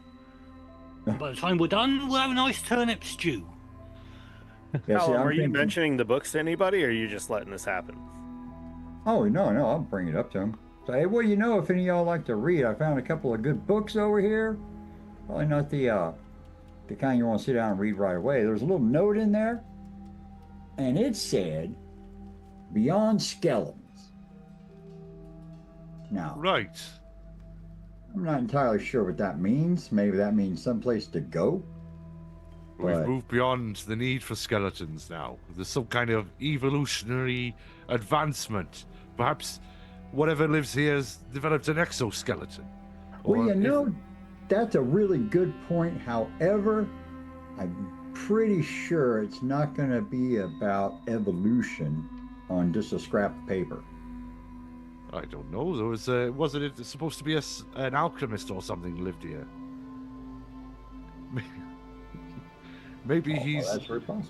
Well, maybe the he's books, moved beyond the need for a skeleton. Perhaps he's a being of pure energy, or just like a stomach or something, just rolling around. well, it came out of one of these books here. I got magical properties of, I can't read my handwriting, and then the ones for herbs and flowers, and then the metaphysical math. Oh, gemstones. Magical properties, gemstones, written by Tenzer. And then there was the math one was written by Nice Tool. Nice Tool. So Nice. I'm not sure which one's worse. Nice tool or nice stool? yeah. But yeah, so y'all we could flip through those, but I don't really see nothing else here. I trust you. I'm not Yeah. much of a one for reading, personally. That's right. You know, that torch is mage hand. You know, I'm gonna cast mage hand and hold that torch up again.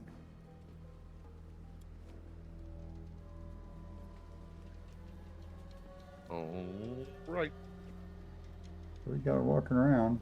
Well, I think if Hope's moved into the next room with bits of detritus to start a fire, then Howie would also have moved into that room now, but just to have a look around. So Was yeah. there anything else in this room that I'm in that's of note? Under So anything? I've put the wood in the fireplace, and lightning comes down the fireplace. Spend And 10,000 lights channel it. points to flex the most extra fire lighting technique ever. The gods respond to your quest for food and ignite the fireplace. Yeah, so it looks like someone called lightning for 10,000 points. So yeah, you're Oh, that was me. oh, it was you. Oh wow.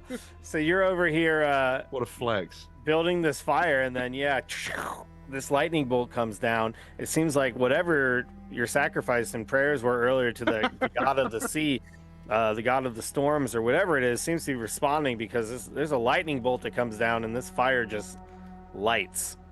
Well, I hope you haven't wasted your blessing on that.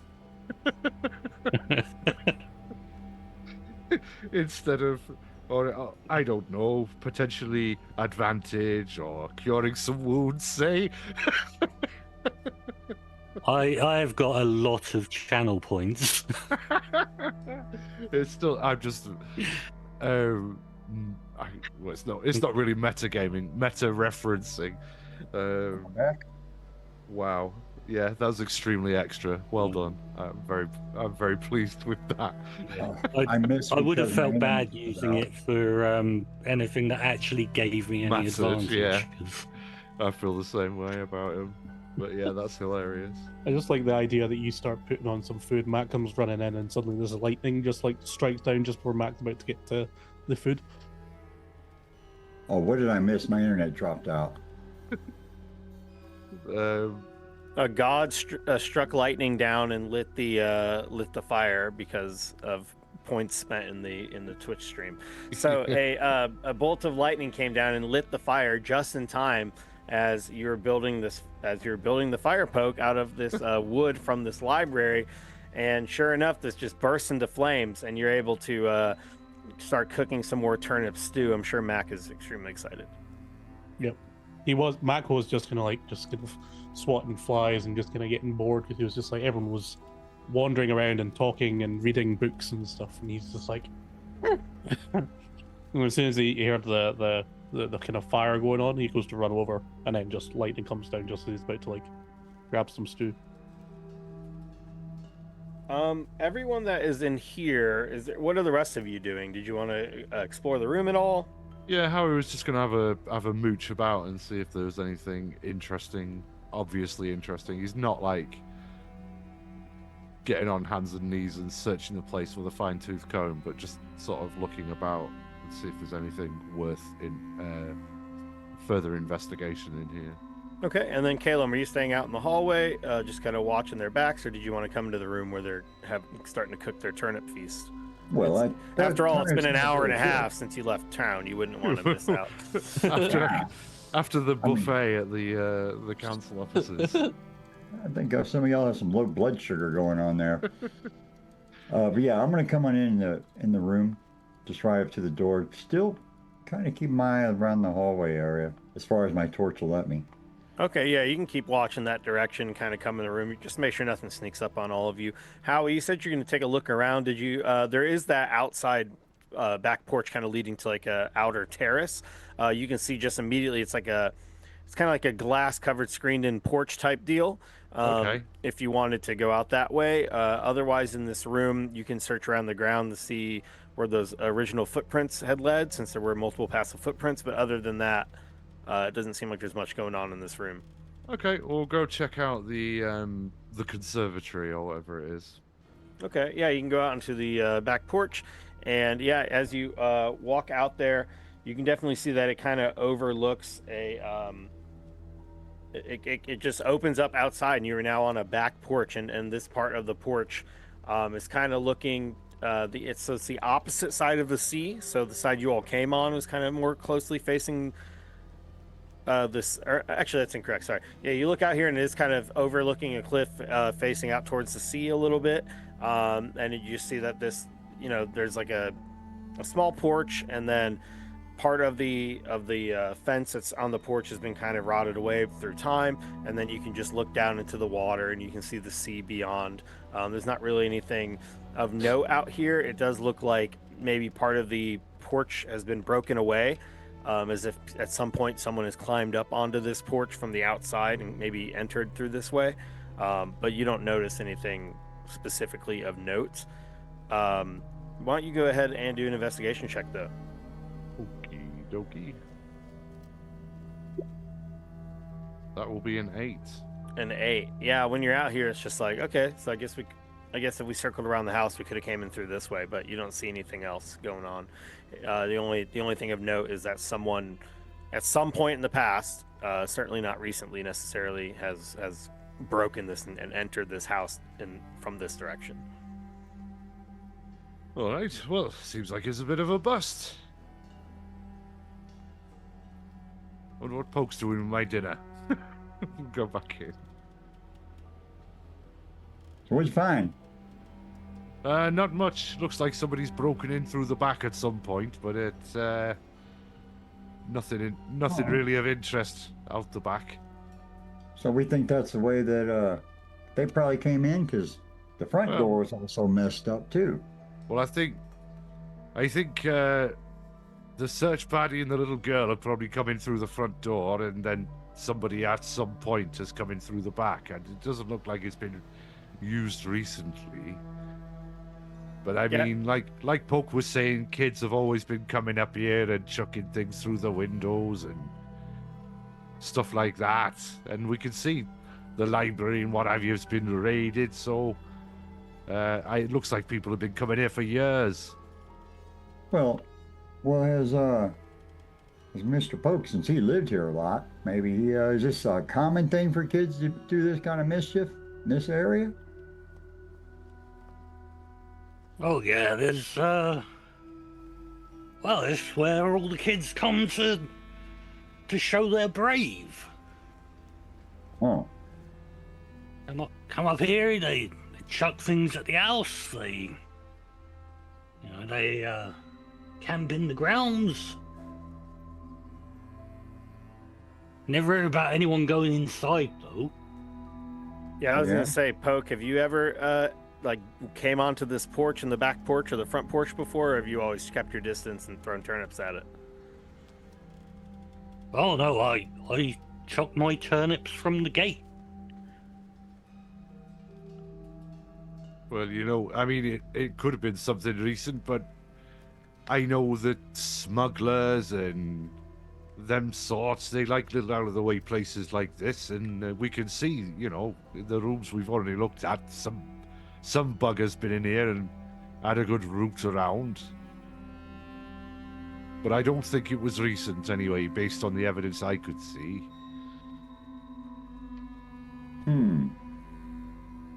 So Mac walks up to Harry and just kind of like pulls down on his rope. Again, this is how Mac gets attention now from Harry, apparently. It's just What's like, up, pal? where's the ghosts? No ghosts. We've not seen any ghosts yet, so I don't know. They might be upstairs. They might not come out until after dark. And as soon as Harry says might be upstairs, Mac's off. Oh, Max just booking it in the opposite direction. Mac starts Oh. running, and that's away from the stew. That is quite a character development for Mac. Mac, you start sprinting down this hallway, and you find yourself back in that main room where you first started. When you run into here, it's just as it was before. You see the stairwell before you, a hallway to your left, another hallway behind the stairwell, and then, of course, the front door you all entered in. Which way would you like to go? So on the left, it was like a balcony, and then there was a way underneath that. Is that right? Yeah, so if you were to go up the stairs, the top of this room it's like a double-story height room, and then you can see a balcony Right. at the top of the stairs. So yeah, if you wanted to go to the stairs, you could do that. Yeah. When the rest of you see Mac just take off, what is your plan? I know Poke is making some turnip stew. Well, I was going to go out here to this back area that they've been out and just see if maybe there's anything they may have missed. Okay. Because all Howie's they told us is that it was just broke in that way, right? Yeah, that's what Howie explained to you. And when you look, you can see what Howie was talking about. It seems like part of it doesn't seem like there's a natural entrance to this. There's no stairs leading up to this little outside terrace, this little porch. But it definitely seems like probably someone has broken away part of the rotted wood so they can climb up onto this. Because there's no like fallen branches or anything that would have caused it naturally. And it just seems to extend for a couple feet beyond that, and then it overlooks like a cliff. And looking up from this cliff, it's a far drop. I mean, you're at a part where if you were to leap off of this, I mean, it's like a 90-foot drop straight to the ocean. There's not like a much of a yard beyond this. Like you could climb over it, and there's a little bit of a yard, but that's it. It's not like it leads somewhere. We'll just slowly back away from the cliff face area. Yeah, if this thing fell, it wouldn't be great. Development. Howie, you start running down this hall, and you see Mac is frantically looking around this main den, not den area, I guess, this main foyer, or however you want to say it. And Mac is now at the edge of the stairs. And Mac, what are you doing? Are you gonna go up the stairs? I kind of got overly excited as Mac and kind of looked around and realized nobody was following. But then as soon as he sees like Harry's Wait! front Don't face, go he'd be any like, further! "Huh?" And he just like kind of kicks the ground, just. "Nah." Right. He's not been It's- given permission to go run it's- away anywhere else. It's probably best if we don't all split up like this. Okay. It never turns out bad. He will look at the stairs or up the stairs just to see if he can see it from the bottom of the stairs perspective. Okay, yeah, if you're looking up those stairs, what you would see is it seems like it just kind of extends upward, the staircase, and then you see that there's a hallway at the top that seems to go both ways. So it seems like if you were to go up the stairs, there would be something to the right as well as something to the left. Right. But other than that, there's just a wall at the top. Okay. Yeah, you don't see anything. There's no like creepy specters or anything above you. But it does seem like there are two different directions once you get to the second floor. All right. Right.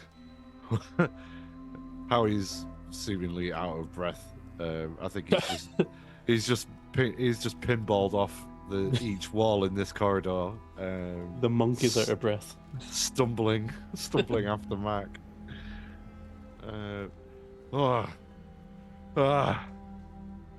God, you are a little bundle of energy, aren't you, Mac? Yeah. Fighting ghosties. Right. Well, we don't want to Haven't go eaten too a ghost far. before. Can you eat ghosts? I've never tried. I suppose we'll find out, won't we? World first. You would definitely make it into the books if you were the first person to eat a ghost, Mac. Gonna be a good chef. Gourmet. Oh, is that what you want out of life, Mac? You want to be a chef? Yeah. Oh, that's a noble goal. Let's see what we can find you some delicacies, eh? So you would actually see as he turns around, hanging off the side, he's just got like a wee cooking utensils and stuff on his like back of his left hand side off his that's belt. absolutely adorable, that is. It is like the most copper looking utensils around, like the worst kind of thing that would get thrown out. But he's like, and I'm like, kind of do like chopping motions with it. Well, I tell you what, do you want to give Poke a hand with the turnip stew? Oh, And then we can all go check up upstairs together. But I don't think we should go off on our own. okay. And then Mac just completely books it past. How we again in the opposite direction. Just Whoa. the speed at which your token moved then was how fast I actually imagined Mac moving for real. Yeah. I like slide under Callum's legs and just looks at what Polk is doing. Hang on a second here. Yeah, we probably got a couple of hours here for this stew. That was my dexterity check as you come zipping through like my 4-year-old. Trying to catch him. Where'd he go? Kobold zoomies. Well, that was just a fun little guy. He's Them turnips ready yet? got the zoomies. That's an acrobatics check to see if So we can leave this here, Dodge. stew for a couple of hours. Oh, We'll come back to it. It'll be nice, tasty stew. Oh, we're making Okay. that low and slow, are we? 100% turnip and water. Okay. Delicious. So No salt, no nothing. Mac will then pull on Polk's trousers and be like, fighting ghosties. Yeah, do we want to check out the rest of the downstairs first, or do you want to go upstairs?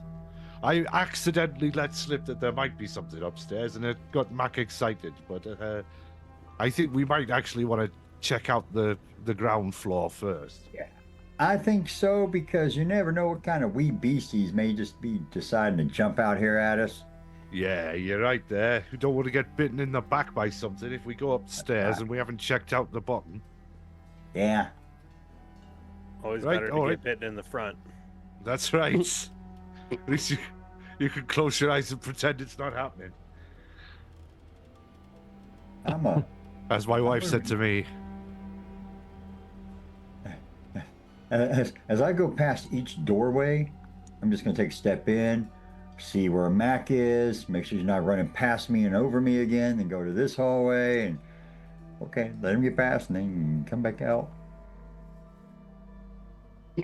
Somehow Mac teleported. Mac ran across as you turned your back and poked your head back in the library for just a second. There was a whoosh and Mac came flying past you and Mac's back in the foyer again. Poke, you coming? I'll come up behind you. All right. Make sure no one's following. That's a All right good then, plan. Mac. Seek. Where?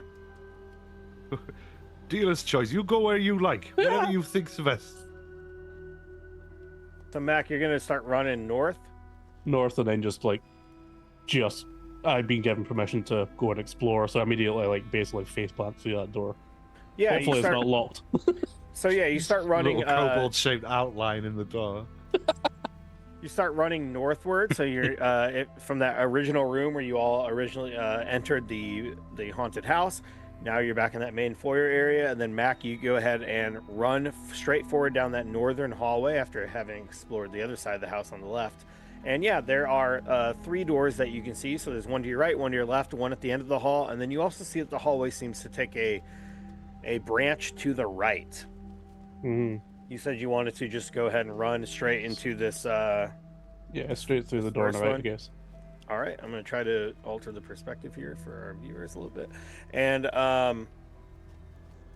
yeah, you're able to run forward, and then, yeah, there's that first doorway on your right. So, Mac, if you're going to go ahead and go into this doorway, you will find that it also is not locked. So, you're just going to bust it Yeah, it's right basically open. Face planted straight through. All right, when you Immediately face plant through it, trips This over is- the chair, let's say. This is how my dog opens doors. you Pushes them come open with a into face. you come into what the author of this module has described as the withdrawing room. So I guess it's just a room to go calm down away from everybody else. Not the best room for Mac, I guess. Oh, I and need one of inside those. Where you there come are down off your heroin. it's not the drawing room; it's the withdrawing room. Yeah, exactly. There's Oh, two stuffed armchairs that stand near yet another fireplace. So if we need another turnip stew, this is an option. The covers of both of these armchairs have been completely torn to shreds. The stuffing has been pulled out. It looks like something has actively destroyed these chairs. It's not just from time. Something has torn them apart.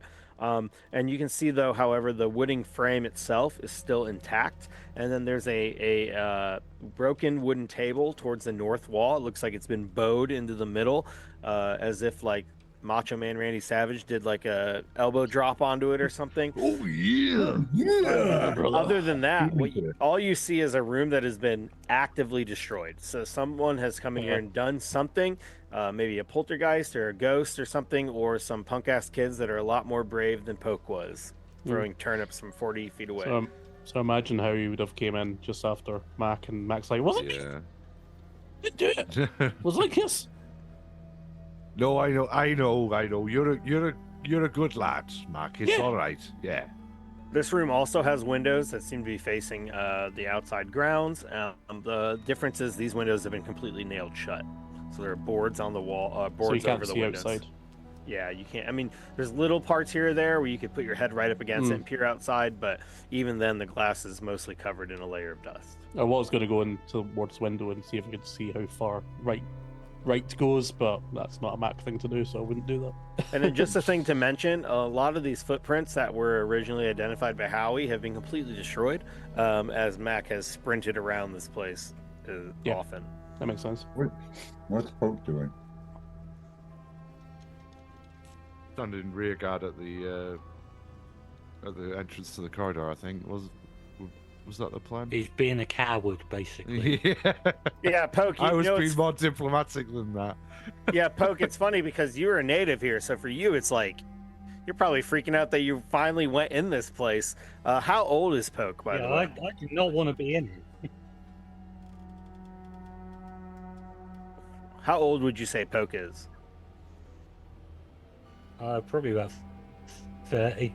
30 or so? Yeah, so you know, You when can't you were count that high though, so when you were a kid, yeah, you can only count in however many turnips grow in your dried out field. But you were a kid and a teenager, and this place has always just been like a place of legends. And now you're in here, and they're all just running around. Mac doesn't seem scared of anything. So for you, this place is probably even more terrifying, just because you have all those legends in your head of what this place was, whereas a lot of these other have only had a couple. They've only heard a little bit about this place. That being said, it is still spooky. I will remind you, like, a lot of these things are destroyed. Now, does that mean some brave kids came here and destroyed it, or does that mean something is really going on? You all do have the benefit of coming in here in literally the middle of the day. It is like almost afternoon, and you're in here. So, it's probably the least scary time to explore a haunted house. Yeah. But we Mac, you could come in back at here. 2 in the morning. That room is pre-destroyed, so no fun for you. He doesn't destroy things. He is just very enthusiastic about looking for things. That's true. That's true. What would you all like to do next? So Mac would just kind of slide under Harry's legs and start exploring again. Very He's curious. been given the seek command. yeah, exactly. There wasn't a cancel to that command, so he's just kind of running around. Did you want to go to the next door across the hall or down the hallway? Yeah, no, he's methodical in his exploring like a dog. But yeah, you go to the next door. Okay, you can go ahead and go into the next room if you'd like. And what you find, it looks like the remnants of a dining room. This dining room looks like at one point in time it was quite nice. It's Never gonna you don't smell any food or anything. There's not some Yeah, like I was gonna ask if this was his favorite terrain. It should be. It should be. If only you were a hunter.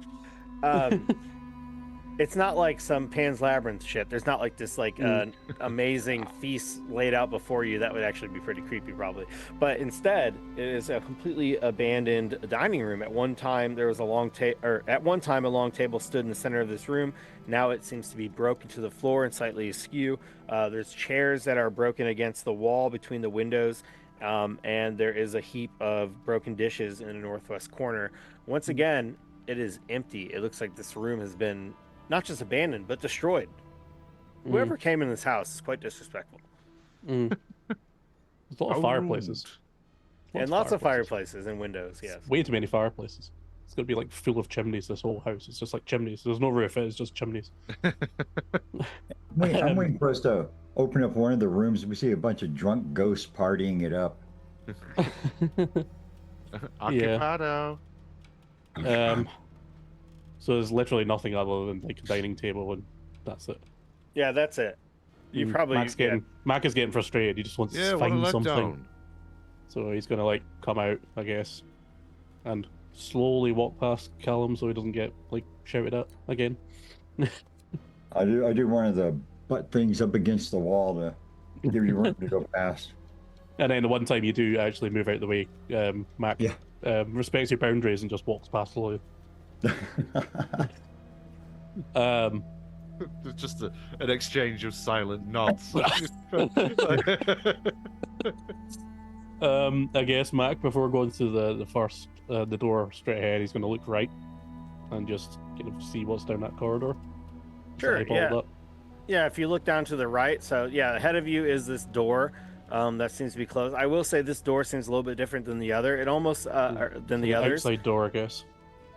Well, the one ahead of you is not an outside door. That one seems larger, but when you look to your right, you do see that this hallway does continue, and there is, like another heavier looking door that looks like it might lead outside.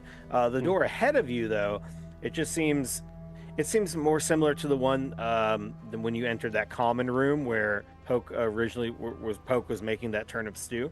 So it's just like a heavier door. It doesn't look like it's like a small door leading to a bedroom or anything like that.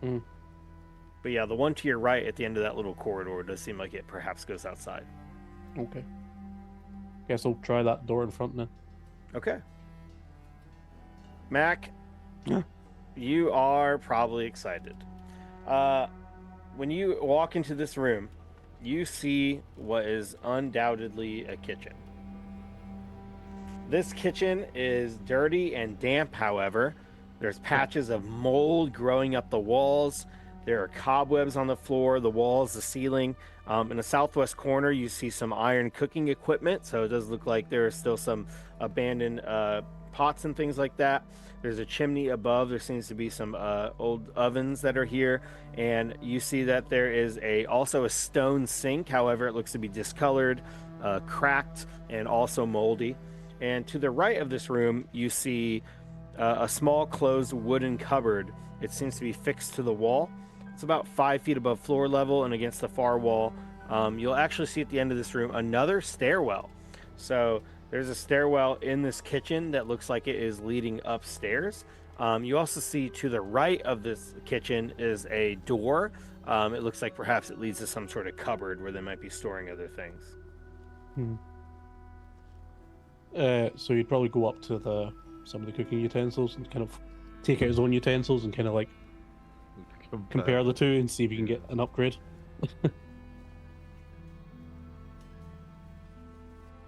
All right, so you go over to the cooking. It looks like a whole bunch of old cast irons that are like extremely rusted. They look like they're better as weapons than they would be for cooking. Unless, I mean, that being said, they are iron, so if you give them enough care, you probably could restore them. But I don't think you'd be smart enough to know that. Yeah, just maybe like, time to a rope and create some meteor hammers or something. So he'll just wait for Harry to come and find them, I guess. Yeah, so the rest of you come in here, and what do you want to do? So what'd you find? Door, stairs, cupboard. But no food for you. No, I wonder if there'd be anything in the cupboard. can't reach. Too high. Oh, Something tells me that turnip Harry will stew check. would've been- I'll have a look for you. Yeah, you open the cupboard, and Howie, you see a whole bunch of stacked up dishes.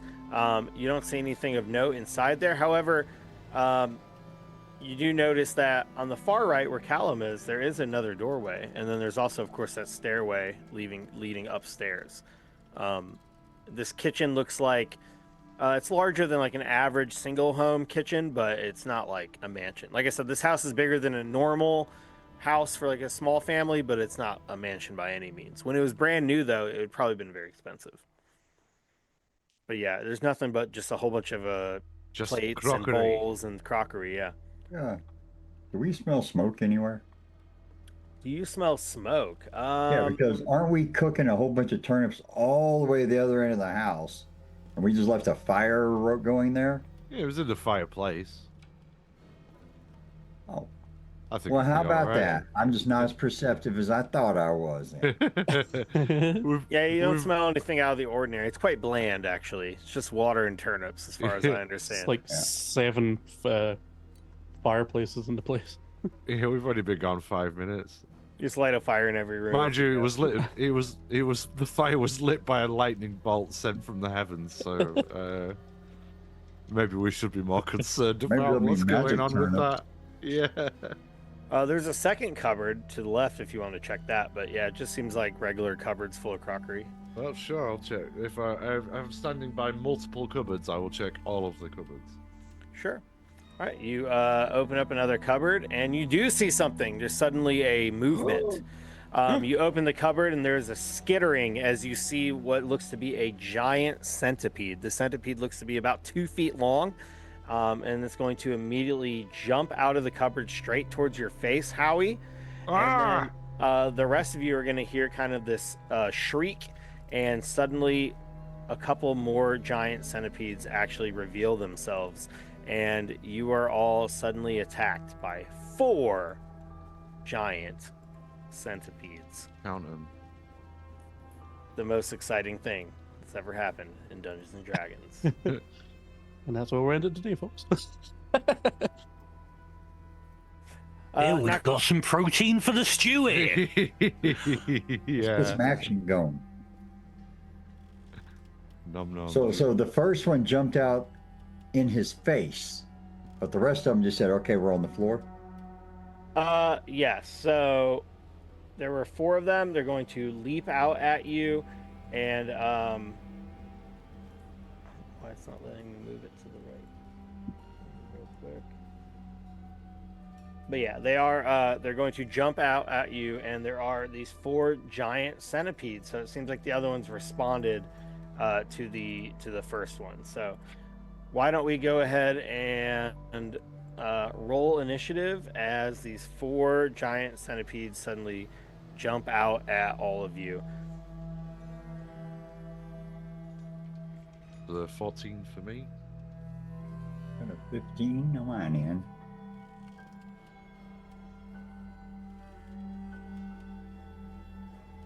So we have a 14, we have a 15, we have a 10, and we have a 17. So I guess I'll have to add the other ones manually. So Howie got the 17. I know you have a 14, you said, Howie? Yeah, that's right. All right, and Mac, you have a 17. 17.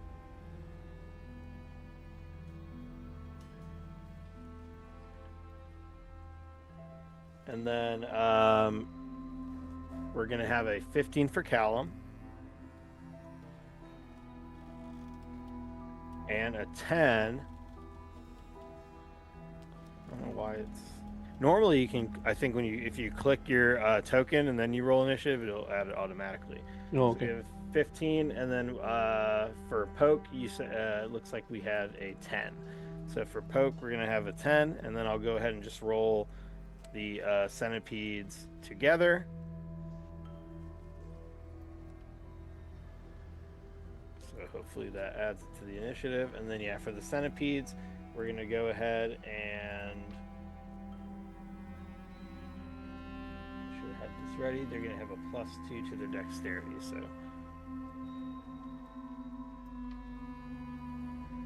They're going to have a 16, so they're going to actually be the second in the initiative order. So, however, we'll start first with Mac. All right, Mac, so what would you like to do? Cutting action, disengage initially, since I see like literally 3 of them are surrounded me. So, yeah, I'm gonna move back to that corner, I guess. So casting using disengage as my kind of action, so they don't attack me. Move Okay. over there, and then I'm gonna fire on. Were they just all in the same place as who opened the cupboard? I Is did. everyone in the right place, basically? Yeah, Howie originally opened the cupboard, and then the other one started to attack. Okay. So I'll attack the one that's closest to me, I guess.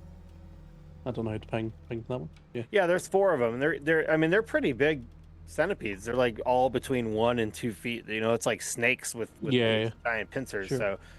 So they're not dragons or something, but they're definitely Mhm. nothing to just ignore. Yep. So you can go ahead and make an attack at one of them. So it's 14. A To hit. 14 to hit. 14 is pretty good. So 14 will hit. So no sneak attack. It'll be 6 damage from. So I'm just using my hand crossbow at the moment. Okay, so yeah, you shoot one of these centipedes, and the 6 damage is going to be enough to kill the first one. So you just immediately pull out your hand crossbow, and you're able to shoot one of these centipedes completely dead. It's going to let out this screech, and it's going to roll around on the ground, and you just see it eventually start twitching and then stop moving, and there's this crossbow bolt just right through its stomach. And yeah, that's all I can really do. Okay, so one of them is going to die, and then we'll move to the centipede's turn. I don't know why it's doing that thing where it doubles their initiative. Probably just didn't type it in right, but the centipedes are going to go. So one of them is dead. There's going to be the other 3. I think the one that initially jumped out and leaped at Howie is going to attack Howie first. So Howie, this giant centipede, goes at you, and it is going to try to hit you with its bite attack. It's going to get a 9 to hit.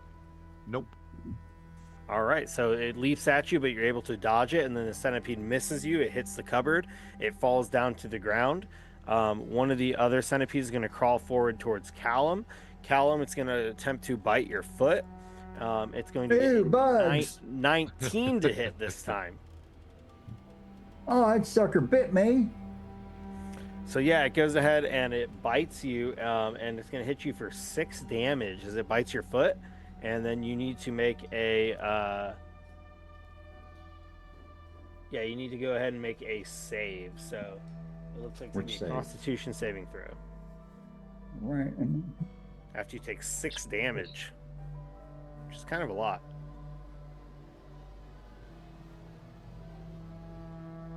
$18, so 6 piercing plus 9 poison.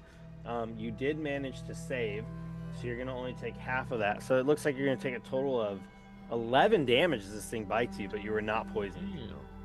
Ow, holy crap, this thing's a lot bigger than I thought it was. Someone come step on it. Yeah, so 11 damage. That's a lot for a level 2 character. Yeah. All right, the next one's going to crawl forward, and it's going to come up. It's going to also try to attack Howie. So this thing's going to try to bite you, Howie. Okay. And it's looks like it's a 20 to hit.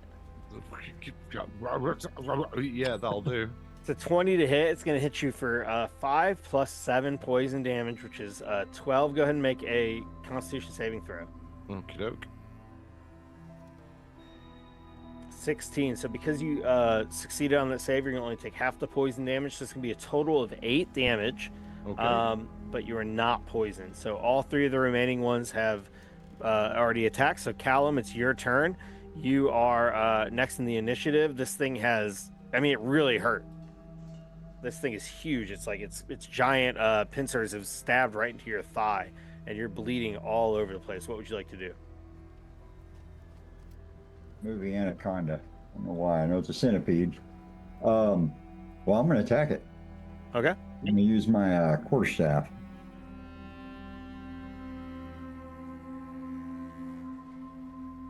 Okay, and that is plus there plus 5.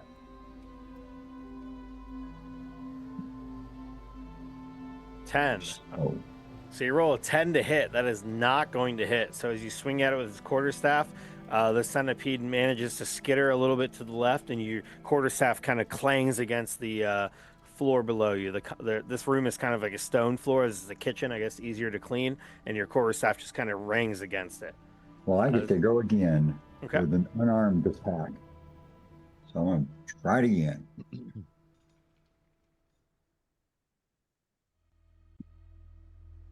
Oops. I actually type roll.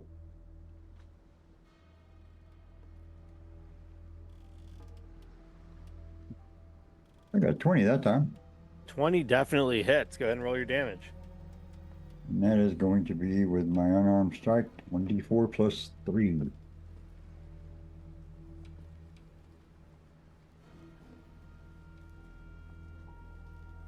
All right, 1d4 plus 3. You got max damage. That's 7. So yeah, this thing tries to bite you again in the foot, and you manage to kill it. What's it look like when you kill this giant centipede? Oh, I just lose it like a 6-year-old girl screaming that saw a snake. Oh my God! And just punch the heck out of it. It's right on its head. Yeah, you managed to kill this thing. So even though they're quite large, and as you can see, their pincers are quite lethal if you let them bite you enough, you manage to squish this thing pretty easy. They must be kind of like glass cannons. We're going to move. Is there anything else you want to do in your turn? Bleed? Yeah, besides bleed. Ain't About got it. time to bleed. All right, we go to Howie. Howie, it's your turn. These things, as you can see, are kind of lethal. Yeah, Howie's just gonna operate on instinct and just stomp, or try and stomp the one that's just lunged for his face and bitten him in the face. So, well, it rolled twice again for some reason, but the first one was a 16 All right, 16 hits. and 6 bludgeoning damage.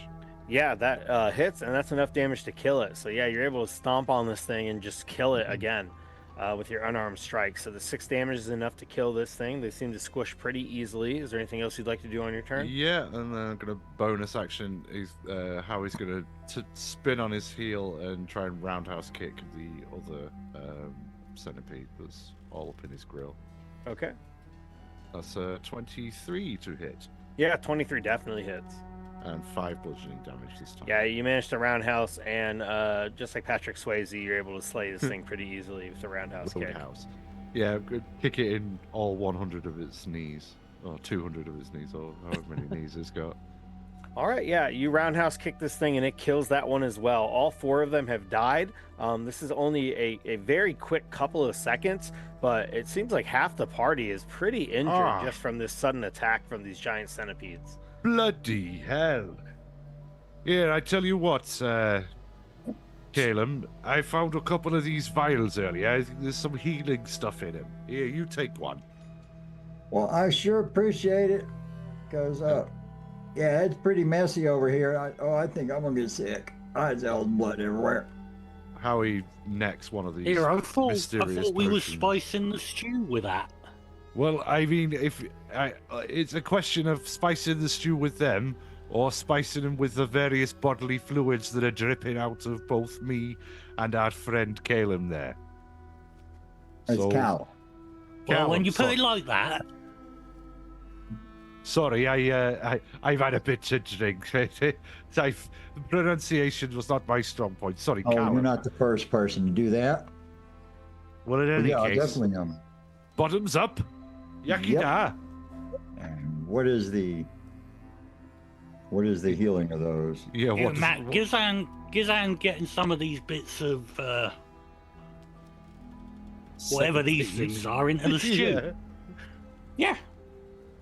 Yeah. We'll have some creepy crawlies to spice up our turnips. Yeah. Yeah, Delicious. you're able to drink those potions of healing, and each of you gain 2d4 plus 2. 2d4 plus 2. Wow. I got the Full. minimum you could possibly get, and you got the maximum. Somebody tell me something there. Them's the breaks. Sorry, bro. I tell you what, if I had taken full damage, I would have been 1 hit point. I mean, I was half health. Less than half health from that one. So you're able to both Poison. regain a little bit of health after getting hit pretty hard. It looks like the rest of the party is busy, so that Mac and Poke are gathering up some of these centipede guts to perhaps throw into the stew. Poke his family must have really fell in some hard times for him to be eagerly gathering these guts. But yeah, suddenly the room falls silent again. Those few seconds of excitement have died away, and you were all just in this kitchen again. There's that stairwell, and then there's that door. What do you want to do? I mean, I know some of you were hurt. Did you want to take a little break, or are you rearing to go to the next area? I'm flying now. I feel better than I have done all day. I'm all right, but I'm more curious about those centipedes. Where'd they come out from? Is there like a cubby hole in there or something, or? I don't know. I didn't see Cupboard anything. behind you. But Cupboard behind you. They have to as soon as I opened the door, right? yeah, I know they came out the cupboard, but who knows? They might have just crawled in there. I didn't see anything, but then again, the second I opened the doors, one jumped at me face. Yeah, I'm not too worried about them hitting me on the leg. Then if it got you in the face, that bad. I think we're all right. All right. We're sure we're not too, because although we got to see centipedes, I don't know about the whole haunted house ghost part yet. I've yet to see a ghost. Yeah, no Not ghosties yet. here. There's still plenty of time though, and as I said, they might only come out after dark. You know what those ghost stories are like. Marco just Yeah. look in the room that the centipedes came out of. Just gonna stick his nose in. So the centipedes, they crawled out of so he opened one of the cabinets, and one of them jumped okay. out, and then the others Right, kind of right. slithered out of from underneath the sink that was there. But there is a stairwell going up, and then there is one more room in this kitchen if you want to explore it. Yeah, I'll just throw open the door to that room. I'll be honest. The reason I want to see a ghost is I really want to see how Mac eats it. He doesn't know either. So yeah, you open this other door, and it looks like it's leading to some sort of a cupboard, a scullery, and indeed, when you open it, it seems like you get hit with this scent of intense mold. This room displays the effects of damp and decay more than the others. Mold is growing in patches all over the floor, the walls, the ceiling. You see a large copper cask that's to the north of this room. It seems to be discolored, and it's along a window, and there's a small heap of crockery shards on the floor beside it.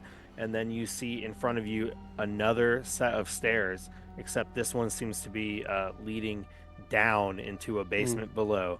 So you are now presented with two options: stairwell going down and a stairwell going up. And unfortunately, that is where we are going to end tonight's adventure. So we're going to have to continue next week. To everybody here, thank you very much for joining into this first episode of Q Quest, where we're trying to get through that endless queue of all those awesome Wizards of the Coast modules. This is our quest to get through those. So thank you for tuning in, and you're going to have to tune in again next week at 6 o'clock Eastern Standard Time to find out what happens next on Q Quest. So thanks you. everybody. Bye-bye. If any of you want to plug anything, now is your chance. I am the DM, Jeremy Fair. I'm also the Dungeon Master of Eclipse, which is a sci-fi fantasy podcast. So if you haven't checked out Eclipse, go ahead and do that. You should also check out One Shot Onslaught. If you're on this channel, you probably already know what that is, but most recently we ran through White as Snow, which is kind of like a horror take on the story of Snow White, and I was also the DM on there. So go ahead and check that out, and then if any of you would like to plug anything, go ahead and do so. I have a request though, real quick. Could Sure. you do because you talked about the sci-fi show. You got to do the voice of the guy that loves Howard. Oh, you mean this one? Yeah, I mean, I guess I could do this, but it's kind of awkward to just do this randomly. that's really good. I was impressed with that one. I'm just Paul Jadlowski. I'm just me. Thank y'all so much for inviting me to play. Never would have thought in a million years I'd have this opportunity, and I hope I'm adding enough to this.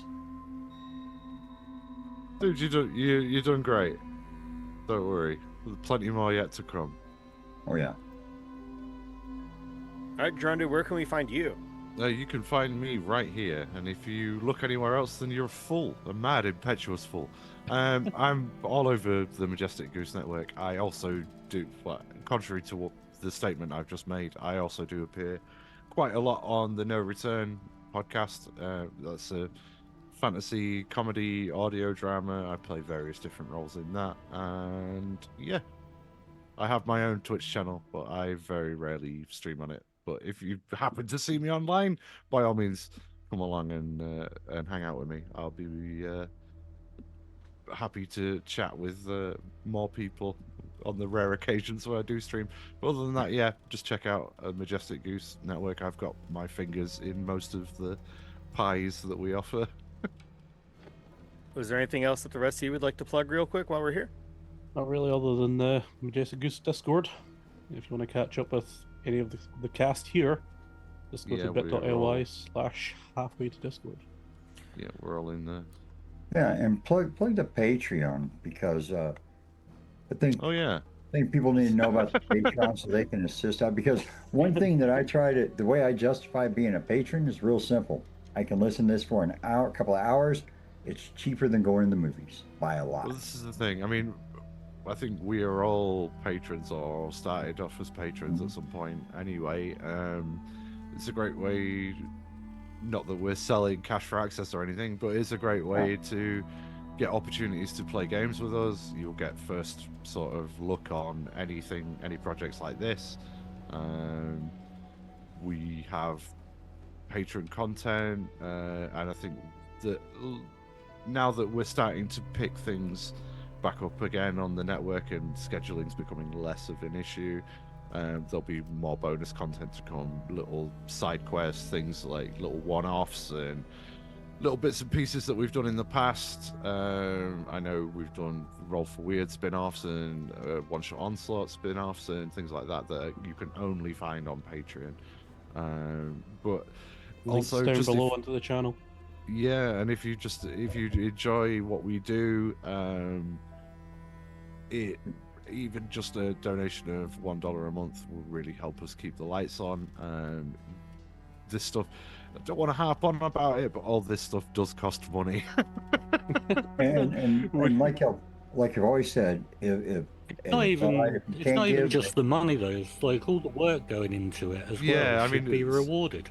It's a labor of love. Well- We put out hours and hours and hours and hours and hours of content, and I don't want to sound like we're begging for it, but anything that enables us to keep doing that Right. is greatly appreciated. And your money is not just lining our pockets; it's actually actively going towards the stuff we need to keep making content. So well, it's like the reviews, like you say, it gets the word out, lets Yeah. a lot more people know about it. That's how I found out about it. I just Yeah. happened to stumble upon it, and somebody on Reddit mentioned it years and years ago, and saw it on there, read a review, and I've added mine to it plenty of times.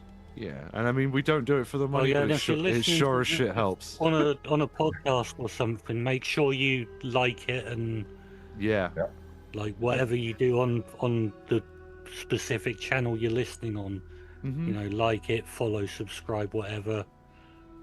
It's one of those things, it spreads the word, and it's sometimes when you make content and you put things out into the world, you've got no idea whether anybody's actually liking it or not. And just taking 2 minutes to leave us a comment on a YouTube video or on iTunes or whatever, wherever you consume the content, just taking a couple of minutes to sort of say, hey guys, I really enjoyed that made me laugh. it absolutely fucking makes my day every single time I see one of those. So, if you're not doing that, then you're a bad person. Is the message? No, I don't mean that. I'm sure you all have busy lives and you have more important things to do than validate me. But why and not? if you happen to work, if you happen you're to be the listening to mobile, this in like 5 years' time as well, like leave a comment because then it'll remind us that we had this fun game. and if you happen to be the mobile device manager for your real big company, there's nothing wrong with you getting on everybody's mobile device and just going ahead and liking this, and 5,000 in one day. That's fine. There's nothing wrong with that. So just in summary, thank you everyone for viewing this. Make sure you tune in next week. So 6 o'clock, we'll be back here. Check out all the shows on the Majestic Goose podcast. The last thing I would like to just kind of plug is it is Autism Acceptance Month. So, just accept people for the way they are. Don't be an asshole and all that, and just be a good person. Just be kind.